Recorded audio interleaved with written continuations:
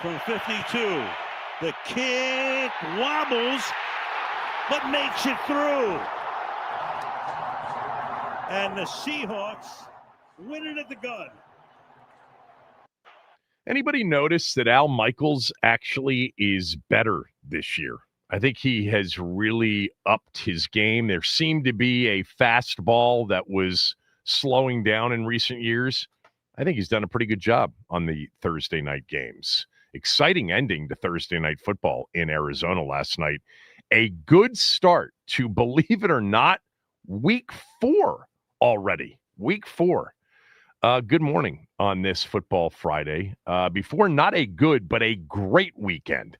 Starting tonight, Florida State on upset alert in Charlottesville. Virginia, pretty damn good. I promise you that Virginia will be in the smell test when I give it out to you later on in the show. Wes is in for Max. Max is at a wedding. Tomorrow, the best Saturday of the season, maybe all season long. Heavyweight ranked versus ranked opponents everywhere you look, highlighted by 3 monster games. LSU at Ole Miss at 3:30, and then 2 incredible matchups at 7:30. Bama at Georgia and Oregon in Happy Valley to face Penn State in one of their whiteout games.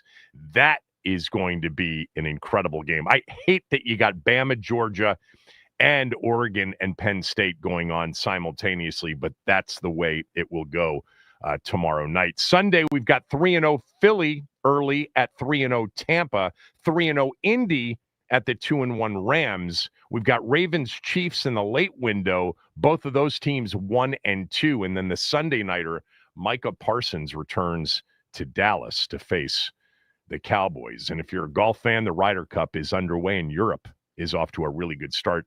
We'll keep you posted on that throughout the morning. Our team, 1 o'clock in Atlanta to face the Falcons off the worst loss, really, of week 3. Not even close. The Falcons got demolished by the Panthers 30-0 in a game in which Michael Penix Jr. was horrendous.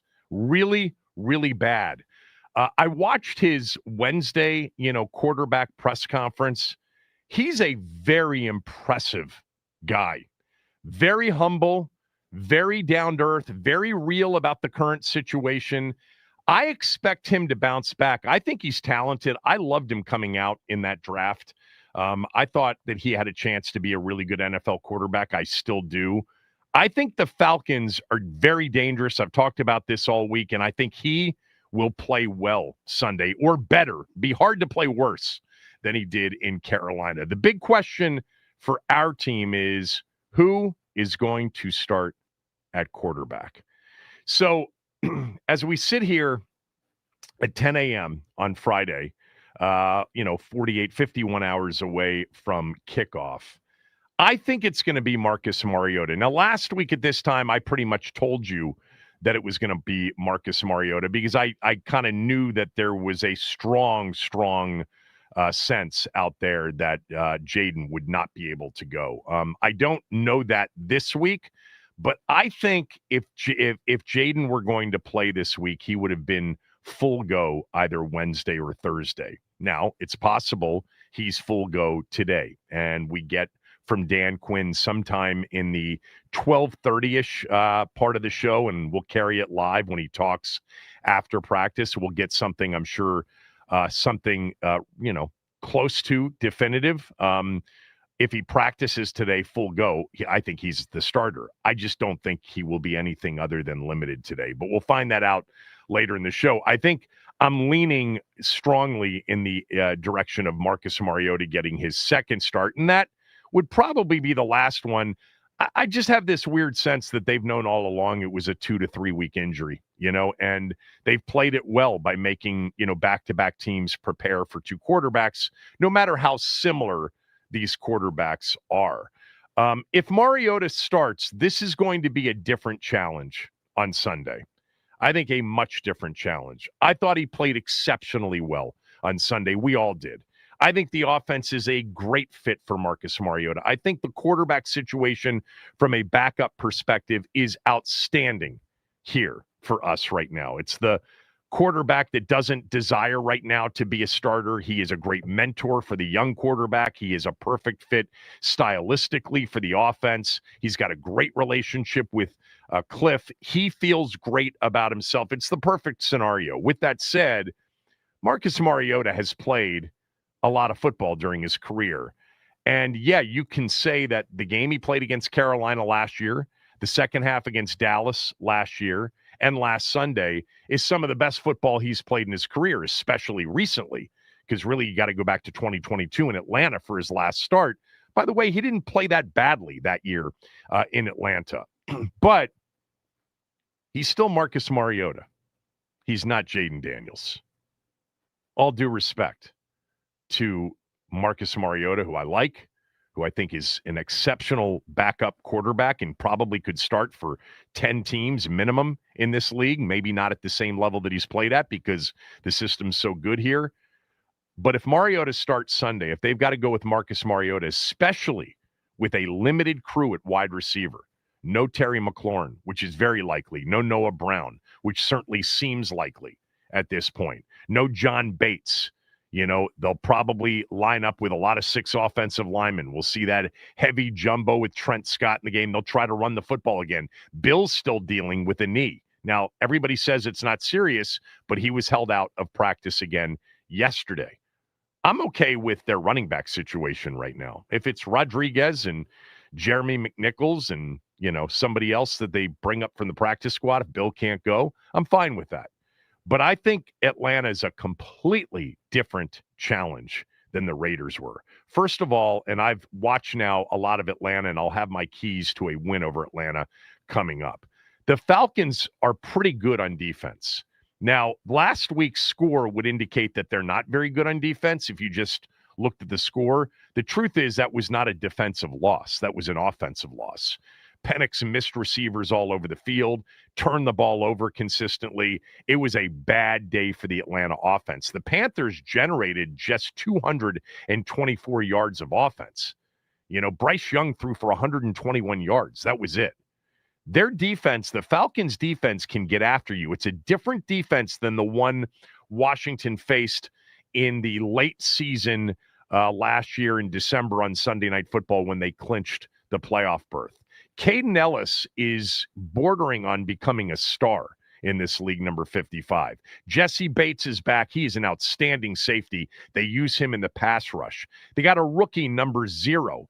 Not a rookie, but a player that hasn't really done much so far in Atlanta. The kid Diablo from Virginia Tech, who's playing at a very high level. They've got a very good pass rush, and they will come after you. They will come after you on 3rd and long, 3rd and medium, and they'll play a lot of man coverage behind it. But with the receiving core being what it is, they probably can afford to play some man coverage behind it and go after Mariota. That's going to be one of the real keys for Washington is staying in really good down and distance, because I think 3rd and medium, 3rd and long favors Atlanta this week. The Falcons have one of the best players in the league in Bijan Robinson. He can take over a game, as he did, by the way, 2 weeks ago in Minnesota against a very good defensive team. 22 carries in that game for 143 yards, had another 3 receptions in the game, and they rolled. Now, part of that was J.J. McCarthy struggling in Atlanta's defense was very good in that game, but Bijan Robinson is a star. Their 2 backs, Robinson and Algier, best combo along with Montgomery and Gibbs in the league. They can run the football. Their O-line is strong. They've got Drake London, legit. Darnell Mooney's coming back from an injury. He's had a little bit of a slow going. Part of that's the quarterback. And they've got Kyle Pitts, who's become a little bit more of a featured guy so far in their first 3 games with 15 catches in 3 games. There was a lot of consternation about him, a lot of skepticism about his work ethic, about his reliability in the run game so far. Remember, he was the number 4 pick in the 2021 draft, was an absolute stud coming out of Florida. They've got players. They've got players. And this is a completely different test than the Raiders were. The Raiders were a great setup situation for anybody playing on the East Coast against them Sunday.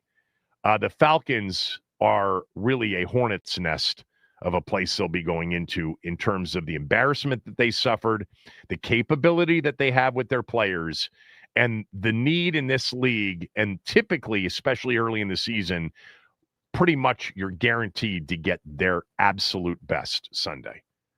I hope Jaden Daniels practice is full today and we get a surprise announcement. I think it would be a surprise for me. I want Jaden Daniels to start the game Sunday because getting to 3-1 is huge in the NFC right now. They go to the Chargers next week. They'll be an underdog, against the Chargers next week. That will be, a game that will be difficult. Of course, they can win it. I felt like they could have beaten the Packers. It was a bad setup for Washington that particular night. But this is one that you really want to get to 3-1 rather than falling to 2-2 with a road game at the Chargers, especially with the way the NFC has started off. Talked about this yesterday or the day before. 9-3 straight up against the AFC at this point. It's going to take 10 wins minimum to be a part of the playoff conversation. As it stands now, things change, as we know. Big game Sunday. Not as big as last week. Had to get that one. This is going to be a tougher one to get. But if you can get this one as a 1-point favorite currently, that's it. 1-point favorite against a team that lost 30-0 last week. If you can get that one and be there 3-1 and tracking with all of the other really good NFC teams, be huge. For me, I'd feel much better about it if Jaden Daniels, a healthy Jaden Daniels, a 100% ready to roll Jaden Daniels, not a limited Jaden Daniels. I don't want a limited Jaden Daniels on the field. Mariota's good enough to put out there if your starter isn't 100%. You don't play Jaden Daniels at this point in the season if he's not Jaden, if he can't do everything that Jaden does. Now, if this were later in the season at Atlanta, as a 9-6 football team desperately needing a win, yeah, he plays if he's a little bit less than what Jaden typically is. I hope he plays, though. I do. I think they'll need him to beat Atlanta. I think it could be potentially ugly on offense without him. All right, my keys to a win over the Falcons coming up. You'll hear Jay Gruden this hour. Jay is on my podcast today, but I've carved out about 8-9 minutes of Jay talking about our team. What he has seen so far through 3 weeks. Is he okay if they're going with Mariota instead of Jaden? You'll hear Jay Gruden this hour on all of that.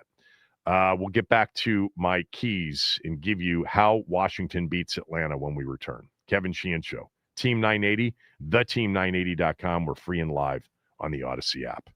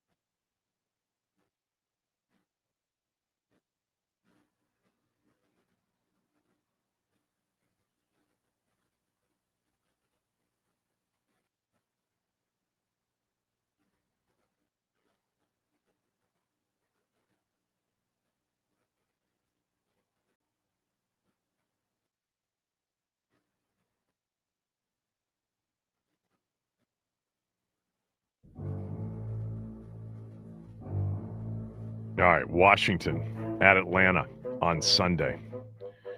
A team that they beat late last season, that December Sunday night game.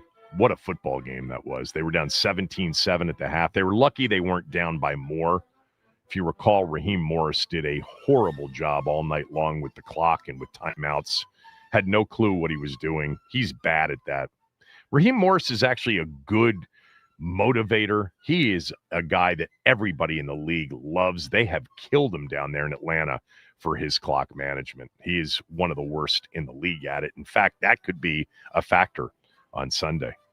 That game was a Jaden Daniels special. He put that team on his back in the second half, led them to a lead. Eventually, Penix Jr. tied it to Pitts, and then Washington won it with the overtime coin flip and going down the field with Jaden just magical on that final drive. Remember, the overtime rules are different now, so a touchdown on the opening drive of overtime doesn't end the game. The other team gets an opportunity. All right, Washington beats Atlanta if. I think the number one key to this game is stopping the run, and they've done a really good job against it in the first three games. They're number 5 in the league per DVOA in rush defense. This was their biggest weakness, team weakness last year, defensive weakness last year, and they've improved. But how much of the improvement is because they faced a giant team that had a banged-up offensive line, was missing their best offensive lineman, Andrew Thomas, and really was an almost impotent offensive football team in the opener. How much of it is because of the Raiders and their bad offensive line? I think a lot of it is due to that in terms of the lofty sort of rankings right now, advanced and traditional in terms of statistics. Now, I thought the run defense was pretty good against Green Bay as well. Their problem against the Packers was coverage and miscommunication in coverage. But they gave up some yards to Josh Jacobs. He got them when he really needed them. Number one key to beating the Falcons Sunday, you've got to stop Bijan Robinson. He is elite level. He is a superstar. He is going to be on Sunday, if Jaden's not on the field, the best football player on the field. Number 7, Atlanta Falcons running back. He is so smooth. Zone runs, screens, no matter, you put the ball in his hands, his vision, his cut ability, his wiggle, his make-miss ability is incredible. Then he's got some power too. And then he's got speed. I mean, he was a top 10 pick for a reason. He's turned into an absolute stud. The Minnesota defense could not stop him 2 weeks ago. And he was essentially taken out of the game on Sunday by the score as much as anything else. It's not just Bijan, though. He's the superstar. Tyler Algier is one of the best backs in the league that is a backup. Best backup, but he'd start for a third of the NFL teams, maybe half of them. And he's power, but he can run too. You've got to tackle well in this football game. You've got to shut down the edges. This would have been a Dietrich Wise game. You've got to set the edges against the Falcons. Remember last year, Bijan had in the first half, I think he had close to 100 yards in the first half in the game last year. When they were down 17-7 in the first half, he was averaging, I think, 8 yards a carry in that first half. Atlanta really should have been up by so much more. Robinson had 90 yards for the game on 17 carries, 5.3 yards per carry. Algier averaged 6.3 yards per carry. But 80 of those 90 came in the first half. Washington, remember, dominated time of possession in the second half of that game. Number 1, Washington beats Atlanta if they can stop Bijan Robinson, Tyler Algier, and put the game on Penix Jr. Atlanta runs a ton of pistol. They are not under center with Penix. They weren't under center last year with Kirk. Lots of pistol. You'll see it with 2 tight ends a lot on Sunday. I feel sure of that. They did not do and run a lot of personnel, 12 personnel Sunday, in part because they got behind and they had to throw the football. So they were in 11 personnel more. Charlie Warner, their second tight end to Pitts, was a bit banged up, but you're going to see two tight ends, pistol, and an effort by Atlanta to come out and run the football and control the football and take the pressure off their young, and by the way, right now, maybe low in confidence quarterback.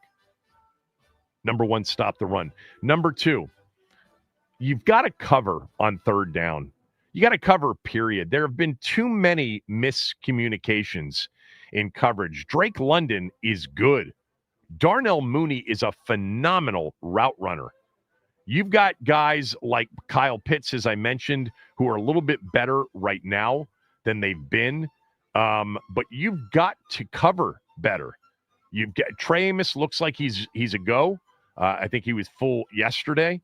Sanderstill's got to be better than he's been in the first 3 games of this year. Lattimore should be a go.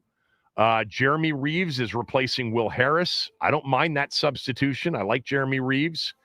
They've got to be better in coverage, though. They got to communicate better. You know who's got to be better in coverage? Bobby Wagner's got to be better in coverage, especially if he's matched up against backs or a tight end like Pitts. So you've got to make sure that you minimize these coverage breakdowns, the eye discipline, the communication. We saw some great communication when Jeremy Reeves came into the game because Penix can stretch the field. He can throw it. Let me just say this. This may seem outlandish. Penix has a top 10 arm in the league.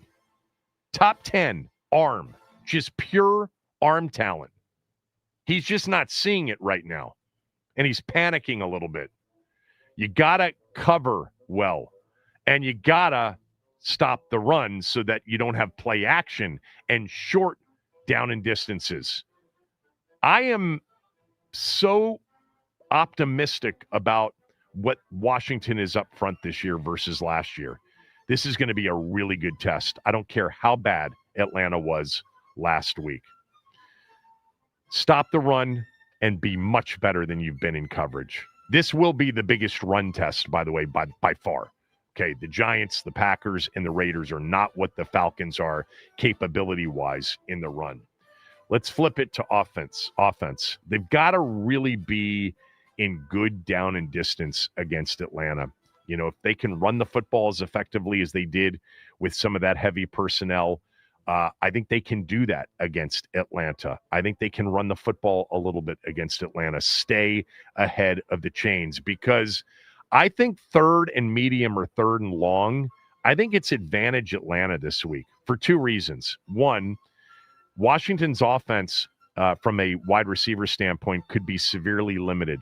Atlanta loves to come with extra pressure, play a lot of man coverage behind it. That's what they did anyway against Carolina, and they did it a little bit in that opener against Tampa. They like to be aggressive. They like to get Ellis. They like to blitz the safety, Bates. They will get after Marcus Mariota on obvious passing downs, play man coverage behind it, and if you can play man coverage this week, it's not that big of a challenge if you don't have Terry, if you don't have Noah Brown, if Debo's the one guy and he's not a stretch the field guy. So you can play a little bit more aggressively, play a little bit more press coverage. If you're in obvious passing downs in this game with Mariota in particular, I think that could be a problem. I think it could lead to sacks and some bad plays offensively. They've got to stay ahead of the chains. They can't be in second and third and long throughout the day and hope to overcome that against this defense with the receiving core that they'll likely put out onto the field. If they can run the football and stay out of the second and third longs like they did against the Raiders, that's the formula offensively. And I will just say, if they are in second and third and long, you got to protect, because they come with speed and they've got athleticism. They are much better, their pass rush is, than it was last year. Third downs will be huge in this game. Did you know? I didn't know this until I started to really look at Atlanta last night and look at our team in the matchup. Washington's the number 1 third down defense in the league through 3 weeks. Again, small sample size, and 2 of the opponents have been pretty bad on offense. 28.6% they're allowing on third down, number 1 in the league. The way to get off the field on third down this week is to stop the run and put the game on Penix, and you'll see some punts. Punts are becoming fewer and further between because of the field goal length now that you have in this league. Basically you get to that other team's 40, you're trotting your kicker out for a 57-yard try. You're not punting from the other team's 40. You're either going for it or kicking a field goal. And with all the fourth down, go for it teams. But they can force some punts if they can stop the run. Third down, excellent third down team through 3 weeks. And I think lastly, you got to get some takeaways this week. Typically on the road, it's helpful to get a takeaway or two, to be +1, +2 in the turnover margin. Washington is just one of 3 teams right now in the entire league without a takeaway through 3 weeks. Just 3 teams are without a takeaway. Those 3 teams are Washington and then the Jets and the Dolphins. The teams with just 1 takeaway are Cleveland, Dallas, and the Giants. So, the better teams are getting takeaways. The worst teams aren't. Washington is the aberration in that category right now. 0 takeaways, but a winning record. Everybody else with 0 or 1 has a losing record at this point.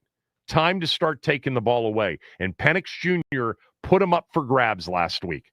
If you can stop the run, because they are going to try to run the football, and you can put the game on Penix, you can get 1 or 2 this week. And, that would be big. That would be huge. That's the difference, by the way, in, a win of more than 7, if you're +1 or +2, and a game that's coming down to the wire with a chance to win it or lose it. Should be a hell of a football game, actually.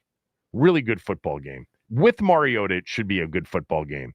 With Jaden, it would be a good football game. But I would much prefer to have Jaden Daniels on the field Sunday. I'd like to have his arm strength. I'd like to have his ability to see it quickly. I thought Marcus did last week, to avoid some of this pass rush, to be a part of the run game, which Mariota will be as well. This is going to be a tough football game Sunday for Washington. Stop the run. Cover. No miscommunications.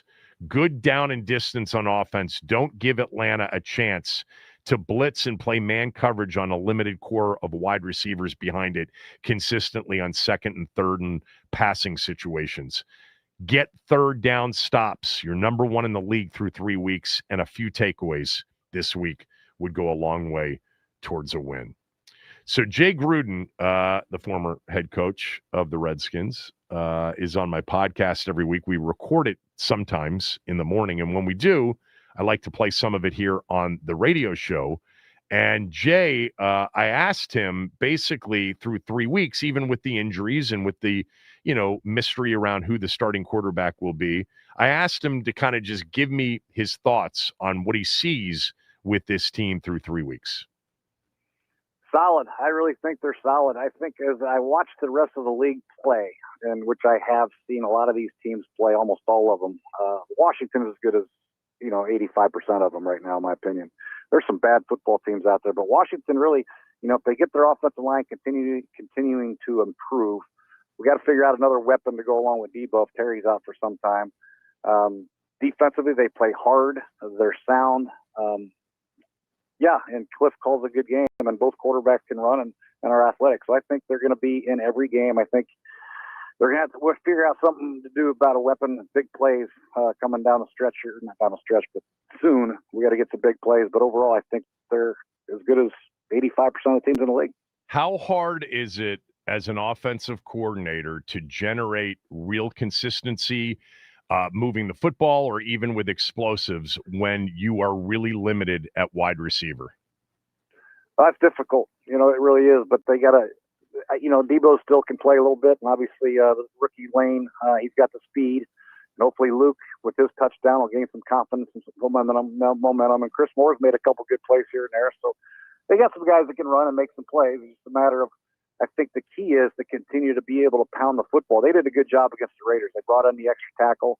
to play tight end, Yep. and they were able to move the ball between the tackles, and that's going to be the key. That will open up some of the big play actions and some of the things that get down the field. Without the running game, which they struggled at against Green Bay, obviously, they're going to struggle. So they got to make sure they maintain balance in their play calling, and good things will happen.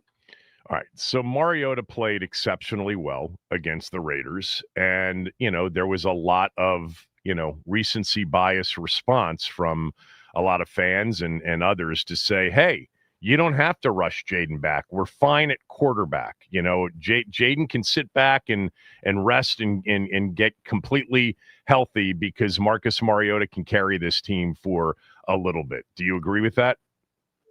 I don't. No, I think when Jaden's ready, you got to play him. And that's, like I said, I never got into the doctor business. When Jaden said he's ready and the trainers and the doctor says he's ready, he's playing. I'm not going to say I'm going to wait another week because, in my opinion, you should wait another week. I'm using their opinion and Jaden. So if Jaden says I'm good, I say, trainer, is he good? Yep, he's good. Doctor, is he good? Yep. Hey, get back in there, son of a gun. So, yeah, I'm going to play him as soon as he's ready. I don't give a dang. Because every game is important. We know that. It's going to come down. The wild card's going to come down to one game, or the division championship's going to come down to one game. You can't just say, well, we'll wait. We'll just, take a pass against the Falcons coming off a 30-0 blowout loss. They're going to come with a chip on their shoulder and play their ass off. You can't afford to lose a game that you should win. How did you think Mariota played last week? I thought he played great. I do. I mean, he was efficient with the football. He was accurate for the most part. And he obviously ran the ball good. He had that one fumble, but that was a good punch out by the Raiders. But overall, I think it was a solid performance. He played as good as about 20 other quarterbacks in the NFL did, as starters last week. So do you think at the end of this year, given the performance on Sunday, let's just say he's got another one like that, at some point this year, maybe this Sunday, do you think that leads to an opportunity for him to start somewhere next year? I don't know, just because, you got another draft coming up and everybody's kind of got the quarterbacks right now, you talk about, and plus he's got the injury history. So for somebody to go out on a limb and give him a good contract, 2 or 3 or 4 year contract like Sam Darnold got, I think would be a stretch just because of his injury history, not because of his ability and his age. All right, let's talk about Sunday, and let's just assume here for now that it's Mariota Sunday. How do they beat the Falcons? I think you get on them early so the Falcons can go, oh, here we go again type thing, and just get in their heads. Falcons are going to come out, with their hair on fire, because they're embarrassed for what happened last week. So we got to guard against that. But you got to put your foot on their throat early and get them arguing on the sideline. Maybe they'll fire another tight end coach or something like that after the game. No, man, you got to be kidding me. They fire my guy Ike. I know, it's your guy. Ike's a detail-oriented guy. I know. Good guy to have. I love Ike. I know you do. Me off. Yeah. I know Raheem quite well. I actually texted Raheem. I was like, they just didn't. Him and the coordinator didn't get along. But that happens sometimes. But so Ike and Zach Robinson didn't get along. Yeah. Okay. Totally, Yeah. But anyway, I have to get on him early and obviously protect the football and force Penix with some bad throws. Penix, if we can get after Penix a little bit, his confidence might be shaken a little bit because he was absolutely horrific against the Carolina Panthers. I mean, he's staring people down, double clutching, throwing it in the stands, and throwing it right to guys. I mean, you check your fourth progression, throw a check wide to the back, and there's a guy flat defender right there. He picked 6 of it. I mean, you got to see things like that. I mean, but yeah.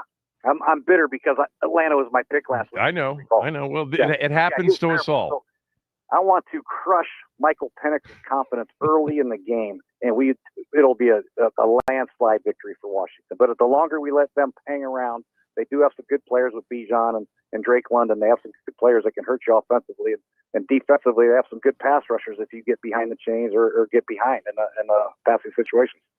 Jay Gruden, talk to you next week. Enjoy it this weekend. You got it. Thanks, Kevin. Jay Gruden, you can listen to the rest of that on my podcast when it's out later on this afternoon. He made a pick in the game. He had his lock of the week, and he had a lot of thoughts on some of the other things going on in the NFL, including why all of the blocked field goals. So here's what I want to do right now. I want to get a sense from you guys in terms of, are you more right now you've got 2 of your best players, arguably your best 2 players, could completely be out on Sunday. No Jaden, no Terry. That's a good bet right now. I would say that a few weeks ago, if somebody had said, no Jaden, no Terry, no chance, against a decent team on the road, what's your confidence level now that they can win a game without arguably their two best players? 301-230-0980, 301-230-0980. You're very confident. You're not confident at all. They will be more likely than not, as we sit here right now, subject to change, and we'll hear something from Dan Quinn in about 2 hours, especially as it relates to Jaden Daniels. There is a chance. I wouldn't wager on it. I'd wager on Mariota starting. But 2 weeks ago, 3 weeks ago, we would have said, no Jaden, no Terry, not much of a chance against a halfway decent team on the road. But maybe you think differently now after seeing Mariota last week, after seeing Terry struggle a little bit through the first 3 weeks. What's your confidence level now that they can beat Atlanta, that they can win a game without their two best players? 301-230-0980. Calls next. Phone lines open. Kevin Sheehan Show, the Team 980 and the team980.com.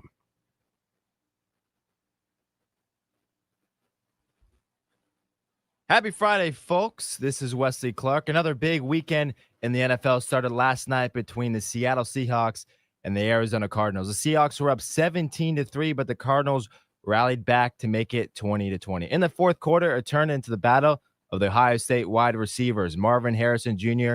and Jackson Smith and Jigba, both trading big plays, but JSN had the last laugh, pulling in a 22-yard catch that set up the game-winning field goal. Seattle has now won 8 in a row against the Cards. They moved to 3-1, while the Arizona Cardinals dropped to 2-2. This update is sponsored by the Team 980 YouTube page. Just open up the app, tap in the Team 980, and hit subscribe. Kevin Sheehan is live every day from 10 to 1. You can watch Denton Office throughout football season. Don't forget to hit the like button whenever you decide to join and turn on notifications. Stay up to date on all things DC sports. I'm Wesley Clark with the Team 980.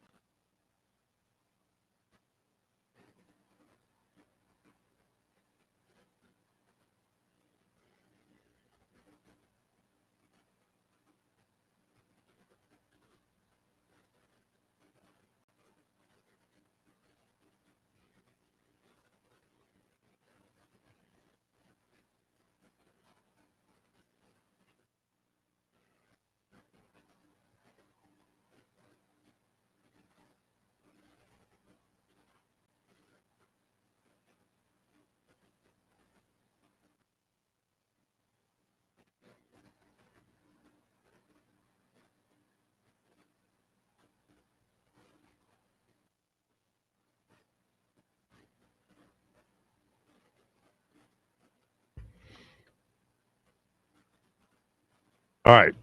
301-230-0980. Phone lines are open. We've got a line or two open as well if you want to weigh in. The question is, 3 weeks ago, no Jaden, no Terry. Yeah, no chance. I think most people would have said, yeah, that's a problem. They're the two best players on the team. And if you don't have your two best players on your team and one of them is a quarterback, you're in trouble. What's your confidence level now? Because it probably would have been very low a few weeks back. What's your confidence level now? 301-230-0980. If they enter Sunday's game without their two best players, Jaden Daniels and Terry McLaurin. My confidence isn't very high. Honestly, I think this is a tough spot for Washington. I'll talk about that when we get to the game prediction at the end of the show. I think this could be a very tough spot, even if they were healthy, without their best two players, or certainly, their best player. And I would put Terry certainly in the top three, top four, worst case. I think that it's a problem. My confidence level in them winning the game isn't very high. I think you've got issues if it's Mariota against that defense when you're putting, Debo, who doesn't stretch the field necessarily, out there with Jalen Lane, Luke McCaffrey, and Chris Moore. That would be my biggest issue. I think Atlanta's defense is more than capable. So my confidence level in them winning the game without their two best players is low. What's your confidence level? 301-230-0980. Let's start with Derek in Capitol Heights. Derek, go ahead. Good morning, Kevin. Before I answer your question, can I ask you a question? Do you feel, I know every team and every week is different. Yeah. Do you feel the Carolina Panthers are a good team? No. So with that being said, I know this is a different team, a different week. Once I seen what Carolina did to Atlanta, I had zero concerns. Right. But listening to you this morning, I started to get a little more concerned, but I'm still confident we can get the victory. And I'm almost willing to say decisive, actually. Yeah, well, this is the typical reaction. The NFL fans and pundits live in, the arena of recency bias. And what you see last week is what you think you're going to see the next week. And people, and I say this all the time, and it's not to be, condescending to people who don't bet, but people who bet this sport understand that that's just not true. Typically, what you see one week, the next week, especially early in the season, it's the opposite of that. We've already seen that. Look at the Giants in week 1 and then what they did to the Cowboys in week 2. Look at the Bears after getting absolutely smoked by the Lions, and looking terrible, bouncing back against the Cowboys. We've had multiple examples. The Browns were 0-2. The Packers looked like Super Bowl, the leading Super Bowl contender, and they lose to Cleveland. These things are givens in the NFL week to week. And Atlanta it'd be one thing if Carolina was off a 30-0, loss and was a 1-2 football team. I'd still expect their best, but they don't have the same level of talent that Atlanta has. Atlanta's got good players. They've got good players. Penix Jr. was the problem, and maybe, Derek, this will be one of those situations where everybody on Atlanta is ready for the game, but they've got a quarterback that just is struggling right now in his 8th start or 7th start or whatever it is, and that's a big advantage for Washington. But I would feel like this would be a bit of I don't want to call it a trap game, but a tough game to win if we were fully healthy. Without their two best players, arguably, my confidence level isn't that high. 301-230-0980. But Derek, finish up, because you asked me a question and I answered it. But what's your answer to the question? Are you confident or not? I'm absolutely confident. Okay. I'm absolutely confident. I really don't feel like this is going to be any test at all. I really don't. Right. Thank you, Derek. Appreciate it. I mean, I hope Derek's right. I do. I can tell you that I and several of my friends would line up to book that action Sunday, because more times than not every time, but more times than not, the team that has some players and has some capability that loses that way one week comes back and usually wins outright, or certainly plays far differently the next week than they did the week before. How confident are you right now if Washington has to play Atlanta Sunday without their two best players, Jaden Daniels and Terry McLaurin? Flint is calling from North Carolina. Go ahead, Flint. Hey, how you doing? Good. Yeah, my name is Frank. I'm sorry. It's Frank. Oh, Frank. I'm sorry about that. Oh, hey, no problem. No problem. My confidence is extremely low. I have not wavered off my 5-12 season for this team. And the reason why my confidence is extremely low, it goes back to that 2024 draft. Those draft picks, besides Jaden, have not, really paid dividends. Newton, McCaffrey, Sennett. And this is the type of game that you really need your draft picks to pay the dividends now. And so right now they're looking like, misses right now. Those draft picks, they really can't contribute. And so I think that also giving away that 40th pick, I'm just going back and revisiting history, giving away that 40th pick to the eventual world champions, Philadelphia Eagles, to select an all-pro safety that we could have had at the 36th pick, and we could have had Adrian Cooper at the 40th pick. And so now we could have moved on with Bobby Wagner. But now what Atlanta's going to do, they're going to use that tight end to get Bobby Wagner in space because they know he can't cover tight ends. They know he can't run in space. So, no, my confidence is extremely low, and it really goes back to what Adam Peters did in that 2024 draft in the second round. Look, you can feel that way. That's a bit of a reach for me to feel not confident based on the draft that, those particular players have played 20-something games, and the only reason they played 20-something is because they got to the NFC Championship game last year. Typically you don't rely on, the drafted players after the first or second round for a couple of years. So I hear you. And so far, at this point, that draft is looking less pretty than it was this time last year, with Sanders still playing at a high level, Coleman playing at a high level, the thought that Newton, off that injury would play well. Newton hasn't played poorly, actually. Sanders still's taken a step back here through the first three games, and he's playing a lot more in the slot. Last year he was playing outside. Maybe outside's a better spot for him. Let's go to G. Kevin, Oh, go ahead, Flint. Go ahead, Frank. Oh, sorry, Frank. Sorry about that. Let's go to G from the shop. G, confidence level going into Atlanta without their two best players is what? 10 is the highest, Kim? Yeah, sure. Yeah, 10, man. 10 and a half. because like you said, Sheehan, it definitely, from a betting mindset, it definitely is a trap game, just like it trapped Jay Gruden and whoever bet against the Panthers last week. Yeah, exactly. But like I do agree with what Jay Gruden said. That's why I'm at a 10 and a half or 11, because we do got a solid team. And if you had told me before the season started we wasn't going to have Terry or Jaden going on the road against Atlanta, they ain't got Mike Vick, so I would have felt confident then, because I felt confident when we picked Mariota up. That's the type of backup we need, because we already got the franchise quarterback. We just need a quarterback like a Charlie Batch, like a Chad Henne that can fill in for 2-3 games and go 2-1. Haven't you mentioned Charlie Batch in the past to me? You're a big Charlie Batch fan, aren't you? You got to have a lot of respect for them type of dudes like Rodney Peete. Dudes, people were sitting on the bench thinking they can relax the whole time, and they come in when the lights is on and perform at a high level. And shout out Rodney Peete was here. Remember when Pete was here briefly? Exactly. But I think Mariota, like Rodney Peete, is that type of quarterback. Journeyman, very experienced, went through the ups and downs, and definitely has the talent. And he's avoided a lot of wear and tear these last couple of years. So I got Mariota, and also it's lined up so perfect for Mariota. I don't know what voodoo he did, but he's about to go on a revenge tour on a lot of teams that he used to play for. Right. And, that's true. And we saw that.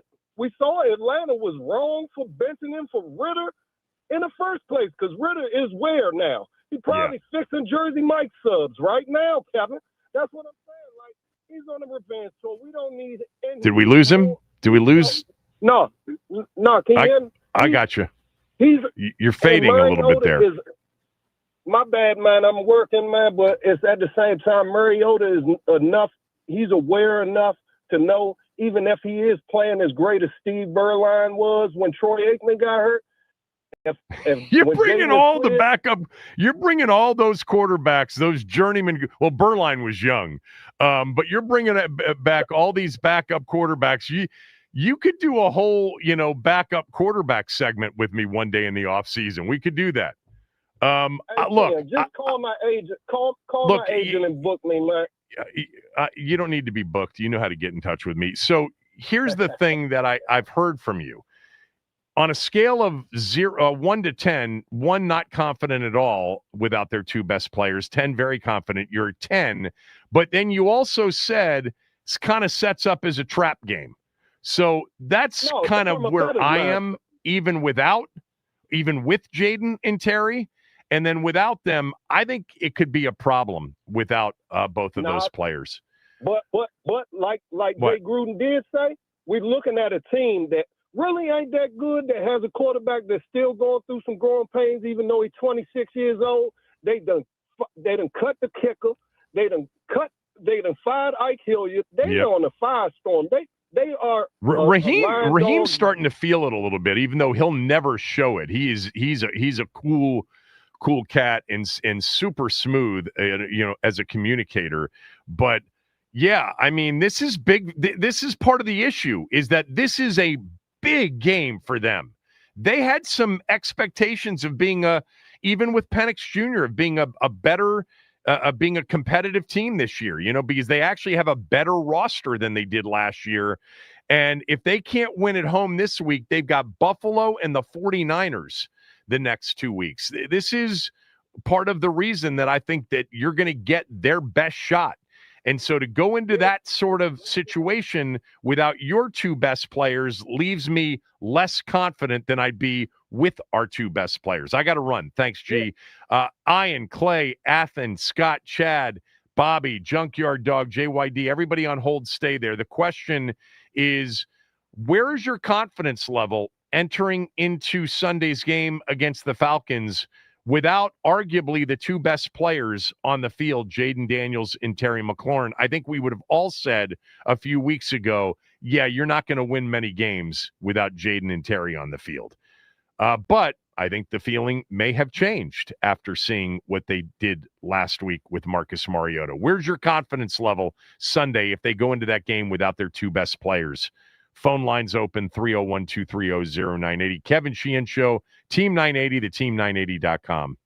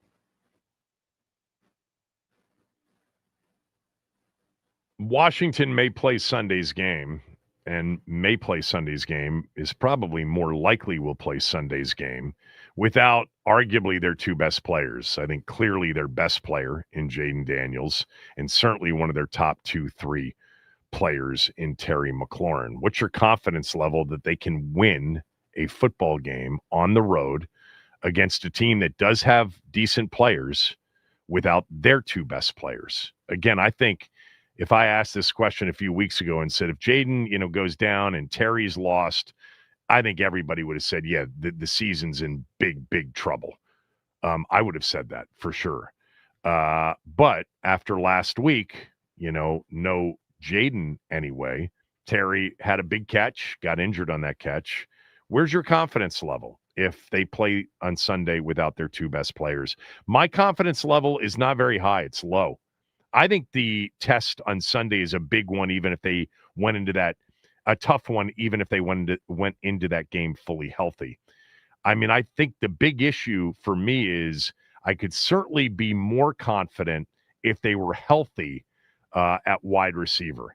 Even if it wasn't Terry, if you had Noah Brown, if you had another receiver that you could really count on other than Debo doesn't stretch the field, Debo's going to be used a lot. He's going to be targeted a lot, but I could see a real problem, especially if they can't run the football, moving it and scoring it without Jaden and Terry on the field, and without Noah Brown, and without John Bates, and without others on the field. So my confidence level is not very high without their two best players at Atlanta. I would have felt fine if this were the game that they were playing at home against the Raiders on long rest versus short rest without Jaden and Terry. Like, they win the game last week without Jaden and without Terry as well. They would have won that game. This is a different animal, in my opinion. Ian, go ahead. Kevin, my confidence level, I'd say, is a 2 out of 10, 20%. I agree with everything you said. It's on the road against a team that is also desperate.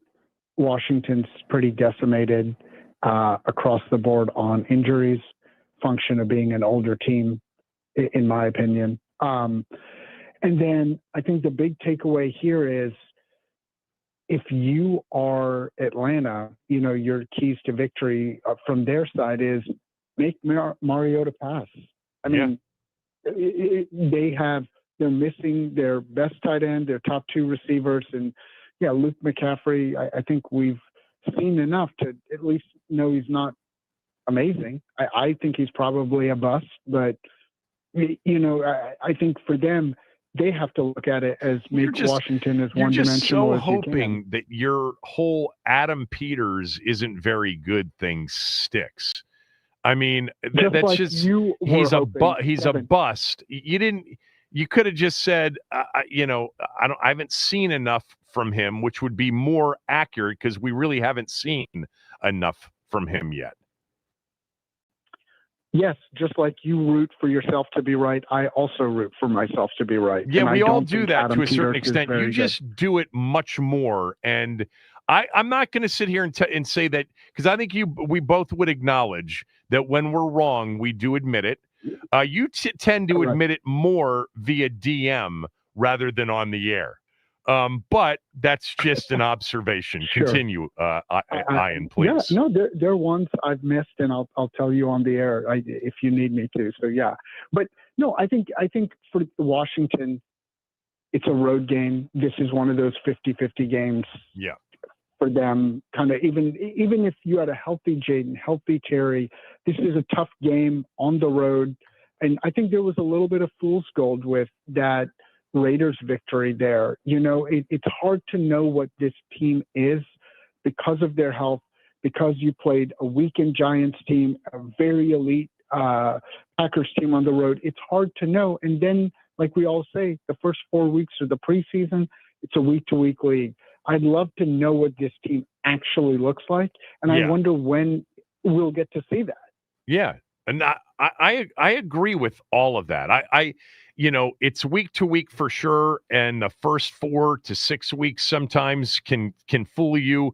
I think if we took the first 3 weeks, there's definitely a part of me that says, okay, they're 2-1. Mariota, the defense has stepped up. Like there's things, but the 2 wins were really over subpar teams, and not only subpar teams, but you caught those subpar teams on bad days for them.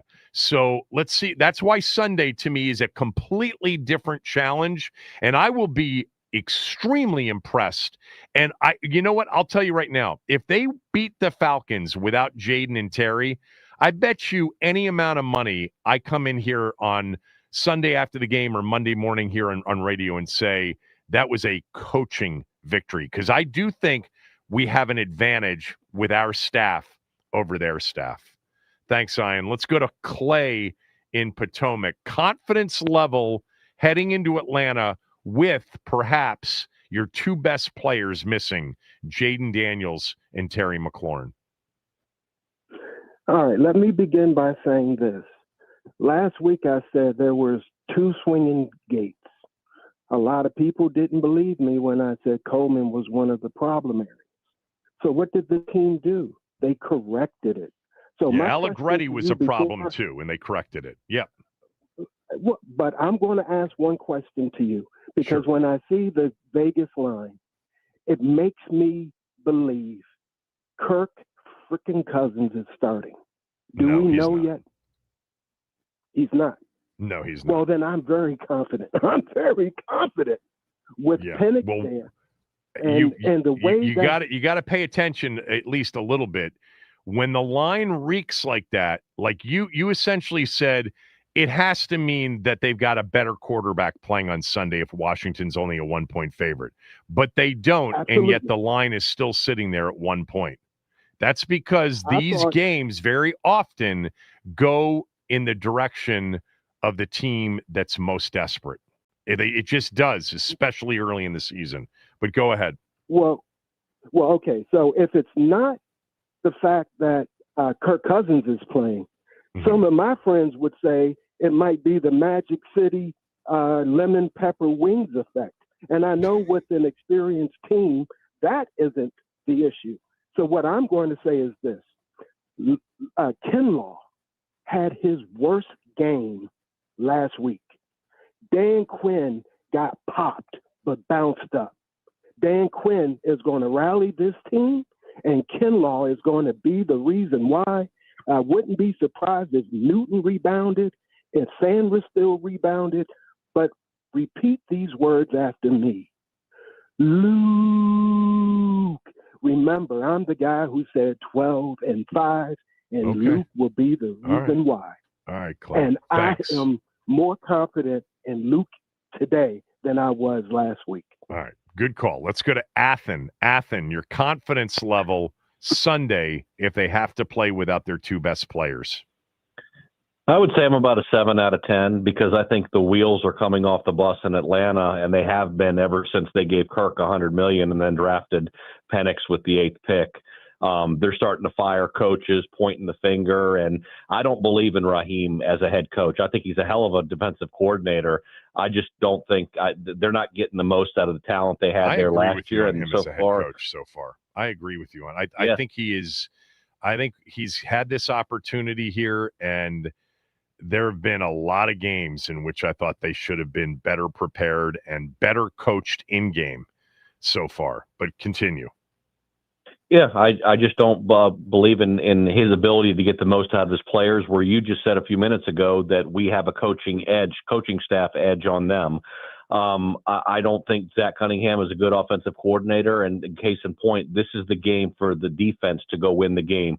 We have to force 2 turnovers in order to win this game, and the only way I don't see us winning it is if number 18 decides to come in, because number 8's not very good. I don't want to see Kirk. I want to root for him from a distance, but I still think even without the 2 top players that we have a very good shot to win the game. So here's what I would say to you, Athen. You said you were 7 out of 10 confidence level wise, but you think we need 2 takeaways, like +2 in the turnover margin to win the game? I do, because they're going to come out like a caged animal. They're backed into the corner. They're staring 1 and 3 in the face. So you're going to get their best shots early. Right. I think we have to take that momentum away from them, take the crowd out of the game, and at least get one turnover in the first half and then get a second turnover if they start to gain some kind of momentum or if we become stagnant on offense. I think we have the edge, like I said, as far as coaching staff, as far as preparation. I think Cliff will find holes in that defense and expose what Atlanta doesn't do well, and I don't believe in Atlanta's coaching staff, but I do think we need 2 turnovers on Sunday. We have to be at least +2. 0 takeaways through 3 games. I think Penix Jr. could give us a chance at 1 or 2. That's for sure. Thanks for the call, Athen. Let's go to Ray in North Carolina. Ray, your confidence level that they can win a game Sunday without their 2 best players is what? Very high. I'm very high on this team. I watched them last week. I watched the defense play. I'm really excited about it. And that quarterback last week got away with about 3 more sacks we should have had. I'm really high on this team right now. Mariota's not going to lose us the game. He just plays under control, so I really like it. Okay. All right. Look, I think Mariota can play well Sunday, but I don't think he'll play well if they don't run the football well and control down distance. I think there's a real problem Sunday if it's Chris Moore and Debo and Jalen Lane out there against Atlanta's blitz pressure. Now, A.J. Terrell may be out. That could be huge. But no Terry out there, no Jaden out there. I think it becomes a bit of a challenge. And then, you're hoping that Penix Jr. soils himself for 2 straight weeks. I don't know if that'll happen. Chad in Nashville, go ahead. Kevin, from a scale of Tommy to Coach Sheehan, I'm about a 6. And here's why. I see this game and this team, I compare Tommy's the coach. The Falcons. So Tommy would be very low confidence and Coach Sheehan would be very high confidence? Yes, very high confidence. Okay. But I'm not because that we know confident without the 2 best players. Well, I know you're not today, but like on a normal day, Tommy, he might say something confident, but secretly. Okay. So here's what I think: the Giants are identical almost team, in my opinion, to the Falcons right now, and I think the running back position last week, even with Oakland, I was a little nervous about, and I was wondering how we would play that. I think what is not fool's gold is our defensive line. That's why I'm more confident than I am not confident, even with Mariota playing, and without Terry McLaurin. For some reason, I think the defensive line's for real. They look pretty nasty. I don't know how good Oakland's offensive line is, and I don't really know what the Falcons' offensive line is ranked. But man, dude, did they shut down that running game last week? And he's a good running back, hard running back. And I know Bijan is different. Is bad, and it was missing one of their best guards. So take that into consideration. Their 2 shutdown run defensive games were against really rough situations offensive line wise with the Giants and the Raiders. Okay, but do you think Geno Smith is a better quarterback than Penix? Yes. Right now, yes. Okay. Do you think Geno Smith could have won them? Do you think it was our defense or more Geno Smith on last Sunday? Oh, it was definitely more of our defense completely, pushing basically the line of scrimmage 2 yards into the backfield. Yes. Okay, so based off what Gruden said about Penix, I don't think Geno Smith had a shot. We shut down that run. If we shut down that run in the first quarter, I think we end up seeing Penix get benched because of either 1 turnover or 2, and I believe we end up winning that football game because of that. And they put Kirk in. Kirk can't move, and once their ears are back and they're throwing, I think is going to light it up. Plus, I think that they want this game. Mariota wants to start. I think they want him to start, especially DQ. Yeah, it's a different coaching staff. It's a different coaching staff. Arthur Smith was the coach there. It was a completely different group. But yeah, second straight week, he's facing a former team. Let me just tell you something. Kirk's not coming into the game. They are. You don't think so? Raheem Morris shut that down this week. He said, Mike is our guy. On. He had one bad game. We have total confidence in him. Then why they pull him? Yeah, but he pulled him at 30-0, and Kirk handed the ball off 7 times on the last drive. I mean, that was, I'm saying he's not going to come in a competitive game. He's not going to bench him in a competitive game. He can get hurt. Would Kirk win in the game more than Penix? I'm sorry, say that again. In your opinion, do you think Kirk could win them this game more than you think? Oh, Penix they'd be much better off. Right now, they'd be much better off with Cousins at quarterback, of course. Of course. Dude, me too, and that's why I don't want to see Cousins go in. But that's my point. You're not going to see him. I'm pretty sure you're not going to see him. Thanks, Chad, unless there's an injury. Let's go to JYD. JYD, your confidence level if they play Sunday without their 2 best players, Jaden Daniels and Terry McLaurin, is how high or how low? Go ahead. I am mid-range. Okay. I would be high if they would use this game to develop their wide receiver core, because the kid that they need to be putting out there, more so than more, would be Tay Martin. Bring him off the practice squad. Yeah, maybe. The kid can play. Do you know the guy? You know the kid that's playing for the Bengals that had a great game. Tinsley. And yeah, right. We let him go. Yes. Didn't give him a thought. Right. You're doing the same thing with Tay Martin. That's all I got to say.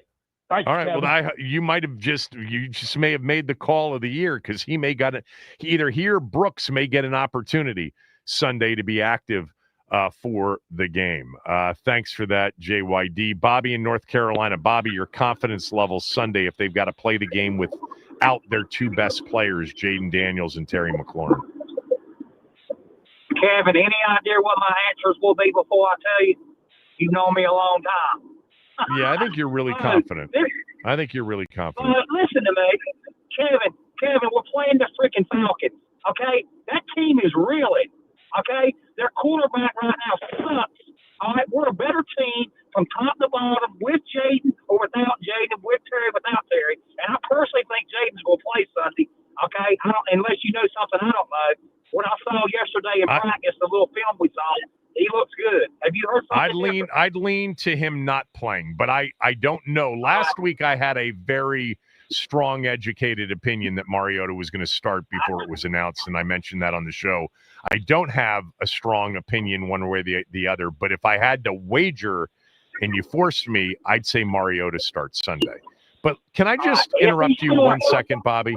Bobby, 1 second. You always can, brother. Atlanta was terrible last week. They are less than 2 weeks removed from one of the more dominant wins of the season. They went in on Sunday Night Football and dominated Minnesota. They rushed for 218 yards. They turned McCarthy over 2 times. They stopped the run, and they won 22-6 in a game that was never competitive. In the opener, their kicker missed a game-tying field goal. He's no longer a part of it, Koo. But they were right there with a 3-0 team. They had a bad game last week, and their quarterback had a bad day. I know this league too much. To judge it based on 1 week is a big mistake. All right, let me rephrase it. All right, I'm going to make this real easy. Couple ways we're going to beat them, okay? Stop their run, make them one-dimensional, make the left-handed quarterback throw it to us, which he will do. Number 2, run the same game plan we did last week against an inferior opponent. Line up with an extra offensive lineman, run it down their freaking throat and hit them in the mouth, and we win the game. Real easy, brother. Go down there and take care of it. We're a better roster, Kevin, from top to bottom, and a whole lot better coaching staff top to bottom than they are. We're talking actually, about Bobby, we're not a better roster top to bottom. That is very debatable. Yeah, but I do think it's a better coaching staff. I think it's a much better coaching staff and a much better quarterback situation, clearly. So those two things are rather important in football. Well, We beefed up the defensive line in all season. This is for one of those games. Stop the run. Stop Robinson slowing down like we've been pretty good all year long against the run, and make them one-dimensional, and we win this football Make the game, left-handed quarterback easy, left-handed. Right-handed, actually, this There week. you go, brother. I'm with you. Yeah, those are my man. keys as well. Thanks, Bobby. Appreciate it. Let's go to Wayne. Wayne, your confidence level if they have to play Sunday without Jaden and without Terry. Thank you, Kevin, for having me on. I really enjoy your show. Thanks, and I Wayne. really miss you and Doc on the air at the same time. Coach, as he would call you. I love doing my it with confidence, well, my confidence level is high, and it's for a lot of reasons. First of all, let's tackle the notion that we don't have receivers. First of all, Luke is not a bust. He's got pedigree. I don't have to mention his brother in San Francisco and his dad played. Right. Plus, you guys took my thunder away when you mentioned staff. Next man up mentality is always preaching. It's not a cliche. This coaching staff will have a replacement. Terry, okay, if he doesn't show up, don't be surprised if Luke scores another touchdown. Jaden Lane comes in, not only runs a kickoff return back like he did against the Well, Las he's not Vegas back on kickoff Raiders. returns. I mean, Jaden Lane, right? Yeah, he's on punt returns. Debo's back there with Punt McCaffrey on returns. kickoff returns. Yeah. Well, those two guys, they're going to show up, and one of them will score another touchdown. But we have a replacement, Mariota. If he comes in, he's even you said he's the best backup in the league, and I agree with that. And we got some dogs with that team. I remember when we signed Kinlaw, people were saying, even on your air, oh, they overpaid for him. Let me tell you, him in Payne, those are two pit bulls. Impressive. Okay? Yeah, Yes. the thing that I'm most optimistic about that I didn't, expect to be is that interior in the D-line in particular. Armstrong, you could argue, and we did earlier this week when we did our top 3 players through the first 3 weeks. I think Armstrong's been their best all-around player through 3 weeks. Yeah, I really do. I agree. Let me add one more thing. Yeah. If you don't get targeted and don't get in the game, you can't call a guy a bust. Ben Standig is not a bust. He just has Zach Ertz in front of him. Yeah. Wait until you agreed. get this guy full Agreed. time. Right. Right. Those are good points. Excellent call, Wayne. Really appreciate it. Let's get Aveen in here. Aveen, go ahead. Hey, Kevin. I hear you out on all the circumstances going against us, and I would typically agree with that. But I'm also going to be one of those confident callers saying, around a 7, I think we have a big coaching advantage and a big organizational advantage. And I think if we win on Sunday, it's going to have to be an organizational showcase kind of win. Yeah. But, all I've seen since Peters and Quinn have been here is they get players to come out of nowhere when they need to and perform at a high level. I mean, we've had 2 of the top 5 rushing performances this season in the NFL with, a bunch of new linemen and a bunch of running backs who didn't play much for us last year that nobody was expecting much out of. You saw it last year when Noah Brown went down and De'Ami Brown came in and he was awesome just out of nowhere. We just have this track record of having backups come in and play at a high level that nobody's expecting much out of. And, you see with the signings this year, like everybody was trashing the Kinlaw signing and Quinn is making him look great. So I just give, the coaching staff, the organization, the benefit of the doubt.